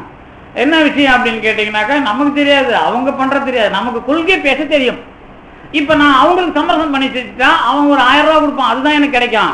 ஆனா நான் ஒழுங்கா பேசி வந்தா பாம்பன் சாமி எனக்கு 10,000 ரூபாய்க்கு வேலை பார்ப்பார். இதுக்கு பேர் தான் சமரசம் பேர். ஆனா சாமன் சாமி 10,000 ரூபாய் கொடுப்பாரு நினைக்க கூடாது, அதுவும் அம்பாயிடும். நான் உங்களுக்கு புரிய வைக்கிறதுக்கு தான் அதை சொல்றேன், நான் புரிய வைக்கிறதுக்கு தான் அதை சொல்றேன். அப்ப ரொம்ப கவனம். ஆனா இதுக்குள்ள கடவுள் இருக்கிறார். ஏன்னா இவ்வளவு பெரிய விஷயத்துக்குள்ள கடவுள் இல்லைன்னு சொல்லக்கூடாது, இருக்கிறார் அப்படிங்கிறதுக்குள்ள தெளிவு. அந்த தெளிவு தான் இந்த குருமார் இருக்கிறார், என்னை காப்பாத்துறாங்க, என் பக்கத்துல இருக்கிறாங்க. அதாவது இன்னும் அட்வான்ஸா உங்களுக்கு ஒரு சொல்லணும், நீங்களாம் வந்து உங்களுக்கு வேண்டியவங்க அல்லது இந்த மாதிரி இருக்கிறவங்க சாவுக்கு கூட உங்க அருளாளர் வருவாங்க. இதெல்லாம் ஒரு பெரிய உண்மை இருக்குது. உங்களுக்கு கண்ணுக்கு ஒன்னா தெரியாம இருக்கலாம், அவங்க கூட வந்து அந்த கூட்டத்தோட கூட்டமா நிற்பாங்க. இப்போ வள்ளலாறு ஆளுங்க வந்து முக்கியமான ஆளு, உண்மையிலேயே வள்ளலாருக்கு தொண்டு செஞ்சவங்கன்னு வச்சுங்களேன், அந்த வீட்டு சாவுக்கு கூட வள்ளலார் வந்து நிற்பார். இது வேணா உங்களுக்கு புரியாம இருக்கலாம், இதெல்லாம் உண்மை. இது ஏதோ மிரட்டுறதுக்கு பண்ற விஷயம் இல்லை. உங்களுக்கு தெரியாது, நீங்க போய் எங்கேயாவது ஒரு இடத்துல வந்து நிற்பீங்க, அங்க யாரும் நல்லவன் இருக்க மாட்டான். யார் மூலமா திருநூறு கொடுத்தா உங்களுக்கு குணமாகணுமோ அவனை வர வச்சு கொடுப்பாங்க. அதுக்காக அங்க நிக்கிற பூசாரி கொடுப்பான்னு நினைக்காதீங்க. உங்களுக்கு ஒரு விஷயம் நடக்கும். அப்ப இதெல்லாம் ஏற்றுக்கிற மனப்போக்கு எப்படி வரும் உங்களுக்கு? இல்லைங்க அவர் பூசாரி கொடுத்தாதான் வாங்குவாங்க அப்படின்னு நினைச்சீங்கன்னா, இவன் கொடுக்கறத வாங்கக்கூடாது இருந்தீங்கன்னா, அப்ப நீங்க சாமியை வந்து ஒரு நல்லவனை கொடுத்து உனக்கு நோயத்தைக்கு நினைச்சா இருப்பாரு. அப்ப அது பிரச்சனை ஆயிட்டா இல்லையா? இதெல்லாம் ஏத்துக்கிற மனப்பக்குவத்தோட உங்களை வளர்க்கணும். இப்ப இந்த மனப்பக்குவத்தோட வளர்க்கறது அப்படிங்கிறதுலாம் இந்த தமிழ்நாட்டில் தான் இதுக்கான கொடுப்பினை, வேற எங்கேயும் இதுக்கான கொடுப்பினை கிடையாது. ஏன்னா இங்கே தான் கோயில், இங்கே தான் குருமார்கள், இங்கே தான் இதுக்கான கொள்கை. இதில் வழி வழி ஒரு 1500 வருஷமாக படம் போட்டு வச்சுருக்கிறாங்க. 1 வருஷம் 2 வருஷம் இல்லை.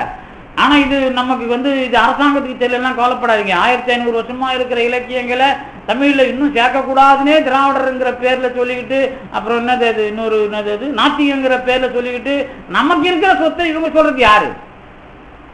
அவங்க சிறுபான்மை தானே நம்மளை பொறுத்த வரைக்கும். அவங்க யாரு நம்மளை நீங்கள் சாமி கும்பிட்ற இலக்கியங்களை படிக்கக்கூடாதுன்னு சொல்கிறதுக்கு? 1500 வருஷமாக இருக்கிற இலக்கியங்கள், தமிழில் இருக்கிற இலக்கியங்களை நீங்கள் இதுக்குள்ளே அங்கீகாரம் பண்ணக்கூடாதுன்னு சொல்கிறதுக்கு அவங்க யார்? தப்பு தானே அது. அப்போ அதை கேட்கறது கூட நமக்கு பொறுப்பு இல்லைன்னா நமக்கு அது மேலே நம்பிக்கை இல்லைன்னு அர்த்தம். அது மேலே நம்பிக்கை இருந்தால் தானே கேட்பீங்க.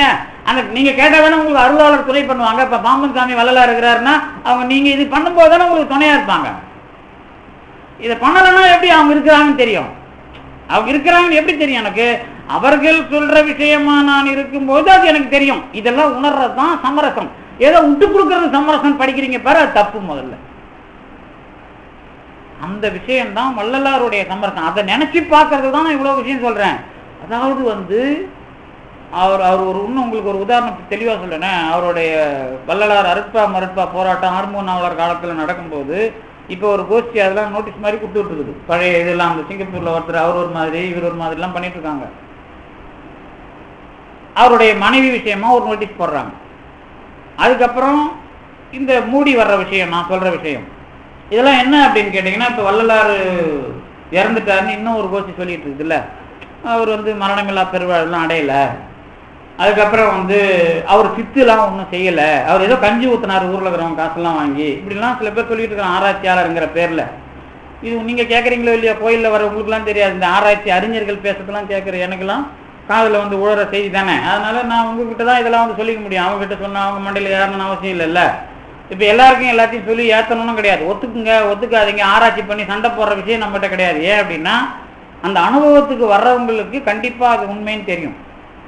எப்படின்னு கேட்டிங்கன்னா, இப்போ வள்ளலார் அப்படிங்கிறவருக்குள்ள இவ்வளவு பெரிய அருள் அனுபவம் இருக்கிறது. தொடக்கத்திலேயே இப்படி இருக்கிறார். தொடக்கத்தில் முருகன் வழிபாட்டை செய்கிறார், அல்லது முருகன் அவரை சிதம்பரத்தில் ஆட்கொண்ட பிறகு முருகன் அவரை ஆட்கொள்கிறார், இதெல்லாம் படிக்கிறோம்.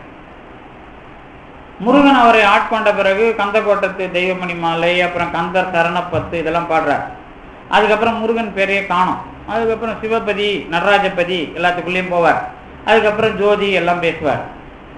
இப்போ முருகன்ல தொடங்கி அப்புறம் சிவபதி பேசி அதுக்கப்புறம் ஜோதி பேசுறதுல அவர் ஜோதி பேசினாருங்கிறதுக்காக நீங்க டைரக்டா ஜோதிக்கு போறது தான் ரைட்டு அப்படின்னு சொன்னா தப்பு இல்லை.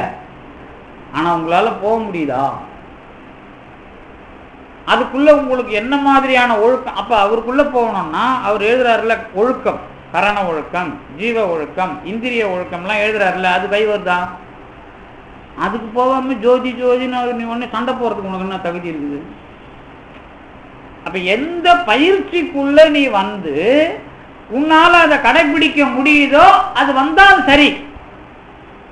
அப்படி இல்லை அப்படின்னா உனக்கு அதுல என்ன தகுதி இருக்குது பேசுறதுக்கு? ஒண்ணும் கிடையாது. இல்ல வள்ளலாருங்கிறவரு நீ விவாதிக்கிற பொருளா அப்படின்னு கேட்டா இல்ல. ஏன் அப்படின்னா நீ குறைந்தபட்சம் எந்த ஒழுக்கத்துக்குள்ள இருக்கிற. அப்ப நீ ஏதாவது ஒரு ஒழுக்கத்துக்குள்ள இருந்து அது எனக்கு சரி சத்தியம்னு தெரியுதோ, ஏன்னா யாருக்காவது ஏதாவது ஒரு ஒழுக்கம் சத்தியம் என்று தெரியவில்லை என்று சொன்னால் அவர்களுக்கு என்ன கிடையாது? ஆன்மீகமே கிடையாது. அல்லது ஏதாவது ஒரு ஒழுக்கம் சத்தியம் என்று சொல்லுகிற தகுதி எந்த நாத்திகவாதிக்கும் கிடையாது. நீங்க இப்படி ஒண்ணா ஆர்கியூ பண்ணுங்களேன். ஏதாவது இப்ப நிறைய பேர் அறிவியல் பரப்புறேன்னு வரும்போதே நோட்டீஸ் பார்த்தேன், அங்கங்க போர்டுல எல்லாம் எழுதிருக்குது. நீங்க பண்ணுங்க, நாங்களாம் வாங்கல. நீ அறிவியல் பரப்புறேன்னா பண்ணு, எது வேணாலும் பண்ணு. ஆனால் ஒழுக்கம் என்பதிலுக்குள்ள ஒரு நிலைப்பாட்டை கொண்டிருக்கிறாய் என்று சொன்னால் அது நாத்திகம் என்பதனுடைய எல்லையில எந்த கட்டத்திலையும் வராது. பேசலாம், உனக்கு சந்தர்ப்பம் கிடைக்கும் போது திட்டு போய் ஆயிடுவேன் பேச. அப்போ எனக்கு அதுக்குள்ள சத்தியமும் இயக்கமும் வேணும்னா நான் அந்த எல்லையை தாண்டி ஆன்மா அல்லது கடவுள் என்பதுக்குள்ள நான் நிலைப்படாமல் அதை பற்றி பேசவே முடியாது. பேசுறதுங்கிறது போலியானது. பேசலாம், நீங்க பேசுங்க, நாங்க வேணாங்கல்ல. ஆனால் அது சரியானதா இருக்காது, போலியானதா இருக்கும். அதனால யார் ஒருவன் கடவுள் என்பதையோ அல்லது வள்ளலார் என்பதையோ விசாரிக்கிற இடத்துக்கு வரான்னா அவன் ஆத்மீகவாதியோ அல்லது ஒழுக்கவாதியோ கிடையாது.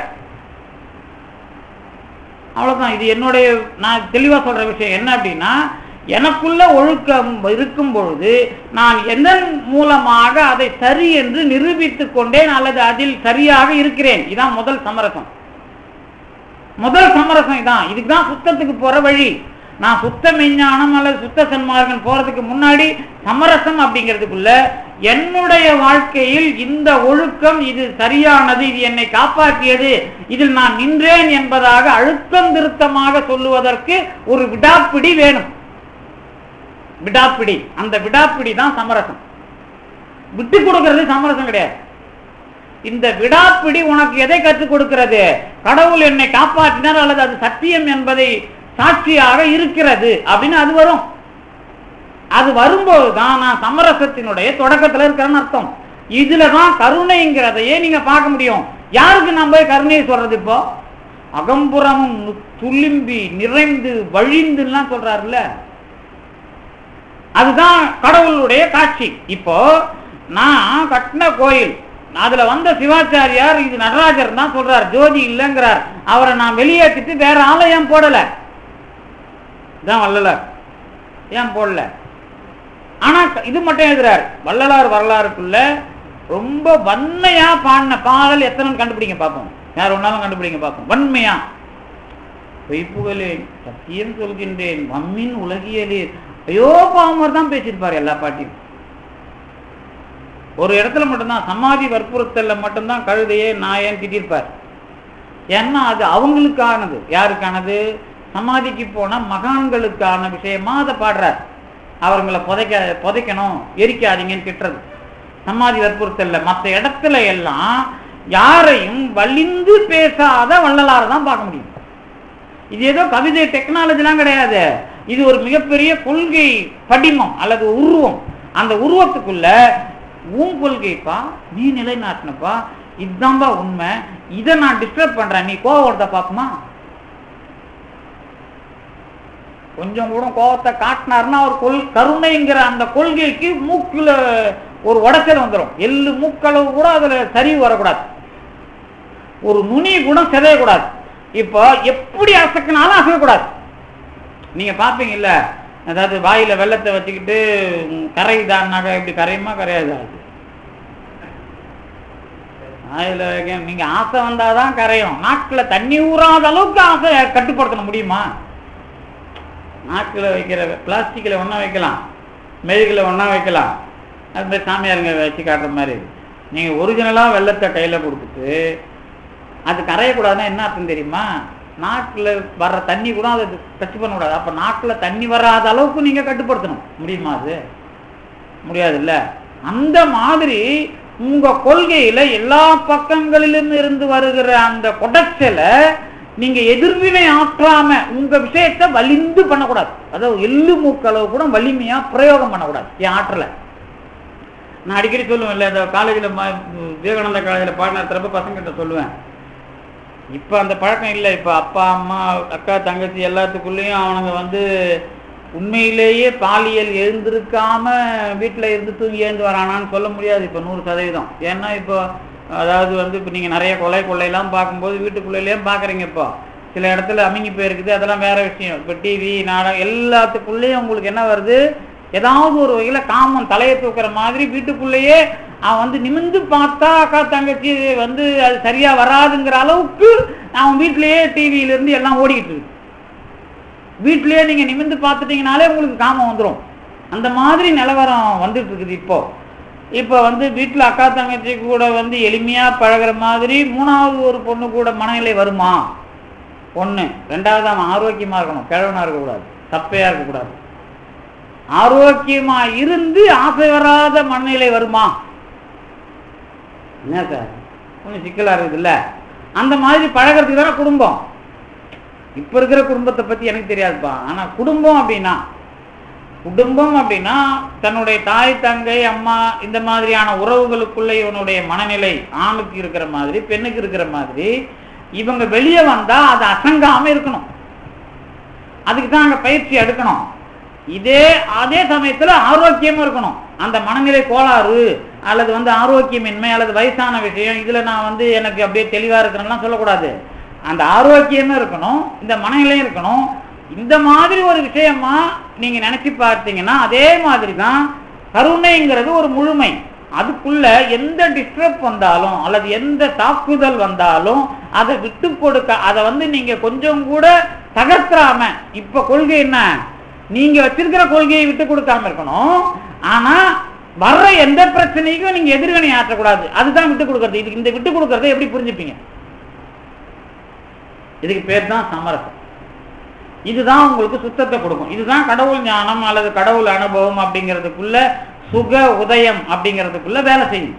இது புரிய ஆரம்பிச்சாதான் இந்த ஆன்மீகத்துக்குள்ள கடவுள் இருக்கிறாருங்கிற வரலாறும் இதை கடந்து கருணைங்கிறது நமக்கு தெரியுது. உடம்பு மரணமில்லா பெருவாழ்வுங்கிறது வரும் அப்படிங்கிற உண்மை, அதுக்கான வரலாற்றுக்கினுடைய பெரிய உருவமா கடைசியா வரவழைக்கப்பட்டவர் வள்ளலாருங்கிறதுலையும் உங்களுக்கு நம்பிக்கை வரும். இல்லைன்னா வராது. அதை பத்தி வரலன்னா கவலை கிடையாது. ஏன்னா நீங்க யாருன்னு எனக்கு புரிஞ்சிடும். என் வாயில சொல்லக்கூடாது அவ்வளவு. அது எவ்வளவு பெரிய அருளாளர் சொன்னாலும் சரி, நீங்க சைவ சித்தாந்த வரலாறுல வள்ளலார் இறந்து விட்டார், நான் அதை கேட்டேன், அவங்க எலும்பை சத்திய ஞான சபை பின்னாடி எல்லாம் வச்சிருக்கிறாங்களாம் அப்படின்னு மறைமலடிகள் டைரியில எல்லாம் எழுதுறாரு. அவர் யாருன்னு கேட்டா எனக்கு தெரியாது. குறைஞ்சபட்சம் ஒழுக்கம் இருந்தா உங்களுக்கு ஆன்மீகம் வரும். அல்லது எதுக்குள்ளையாவது நீங்க, அதனாலதான் நான் தெளிவா சொல்றேன், நாத்திகம் அப்படிங்கிற மனப்பான்மைக்குள்ள எதையும் ஒத்துக்க மாட்டீங்க. ஆனா பேசுவீங்க. அது அறிவாளித்தனம், யார் இல்லைன்னு. உங்க அறிவு பேசுது. ஆனா சந்தர்ப்பம் கிடைக்கும் பொழுது அது என்ன செய்யும்? அதோட நிலைப்பாட்டுல நிக்க வைக்கணும். முடியுமா? இந்த சந்தர்ப்பங்கள், இந்த வரலாறு புரிஞ்சுக்கிறது தான் சுந்தரர் வரலாறு. சுந்தரர் வரலாறுல அசந்தர்ப்பங்கள் எல்லா வகையிலும் வரும்.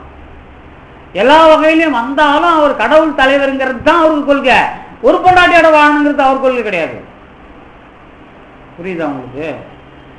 ஒரு பொண்டாட்டியோட வாழணுங்கிறத நிலைநாட்ட வரல. அவரு கடவுள் விஷயமாக வருகிற அசந்தர்ப்பங்கள் எல்லாத்தையும் அவர் மேல திணிக்கணும். ஏன்னா அவர் சரியா நிக்கிறாரான்னு கடவுள் உங்களுக்கு காட்டணும். ஒரு வரலாறு காட்டணும். கடவுள் தலைமையில் எந்த விஷயம் வந்தாலும் பிறழாத ஒரு வாழ்க்கையை மேற்கோளாக காட்ட வேண்டுமானால் எத்தனை அசந்தர்ப்பங்கள் அல்லது அதற்கு எதிரானவை உண்டோ அவைகள் எல்லாவற்றோடும் மோத வேண்டும். அதுக்குள்ள அவர் நிக்கணும். இது சுந்தரர். அதனாலதான் அவர் தான் மரணமில்லா பெருவாழ்வு முதல்ல பேசுறார். உயிர் வேறு செய்தான். அதுக்கப்புறம் என்னது, தருமனார் தமர் செக்கில் இடும்போது தடுத்தாட்கொள்வான் அப்படின்னு சிதம்பரத்துல பேசுனது அவர் தான். அதுக்கப்புறம் அதை சிதம்பர விஷயமாவே வள்ளலார் எடுக்கிறார். அதுக்கப்புறம் இவர் எடுக்கும்போது என்ன, அந்த கடவுள் தலைமை கருணை மயமானது. அந்த கருணையை எல்லளவும் பிசகாமல் நான் காட்டும் பொழுது மரணம் இல்லாத கடவுள் தன்மையை நானும் காட்டுவேன். இதுதான் அந்த சுத்தம். இந்த சுத்தத்துக்கு சமரசம் என்பது அந்த கொள்கையினுடைய விடாப்பிடி. அதற்கு எது ஊராக வந்தாலும் அதை விட்டு விடுதல். இந்த மாதிரி ஒரு சமரசத்தை தான் நாம புரிஞ்சுக்கிட்டா தாய்மானவர் பேசின அடிப்படையை வள்ளலார் விரிவாக்குகிறார்னு அர்த்தம். அப்படி இல்லைன்னா தாய்மானவரை ஓரம் கட்டிட்டு பாரமார்த்திகம்னு ஒரு பாதி சித்தாந்தம் பாதி வேதாந்தம் பேசுற அந்த விஷயம் இல்லை. இது அனுபவபூர்வமாக அந்த கொள்கையினுடைய மேல்நிலை அல்லது அதனுடைய முழுமைக்கு வடிவம் என்பதாக நீங்க சுத்த மெஞ்ஞானத்தை புரிந்து கொள்ள வேண்டும் என்று சொல்லி இந்த அளவிற்கு தந்து நிறுத்திய திருவர்களுக்கும் குருவர்களுக்கும் நன்றி கூறுகிறேன்.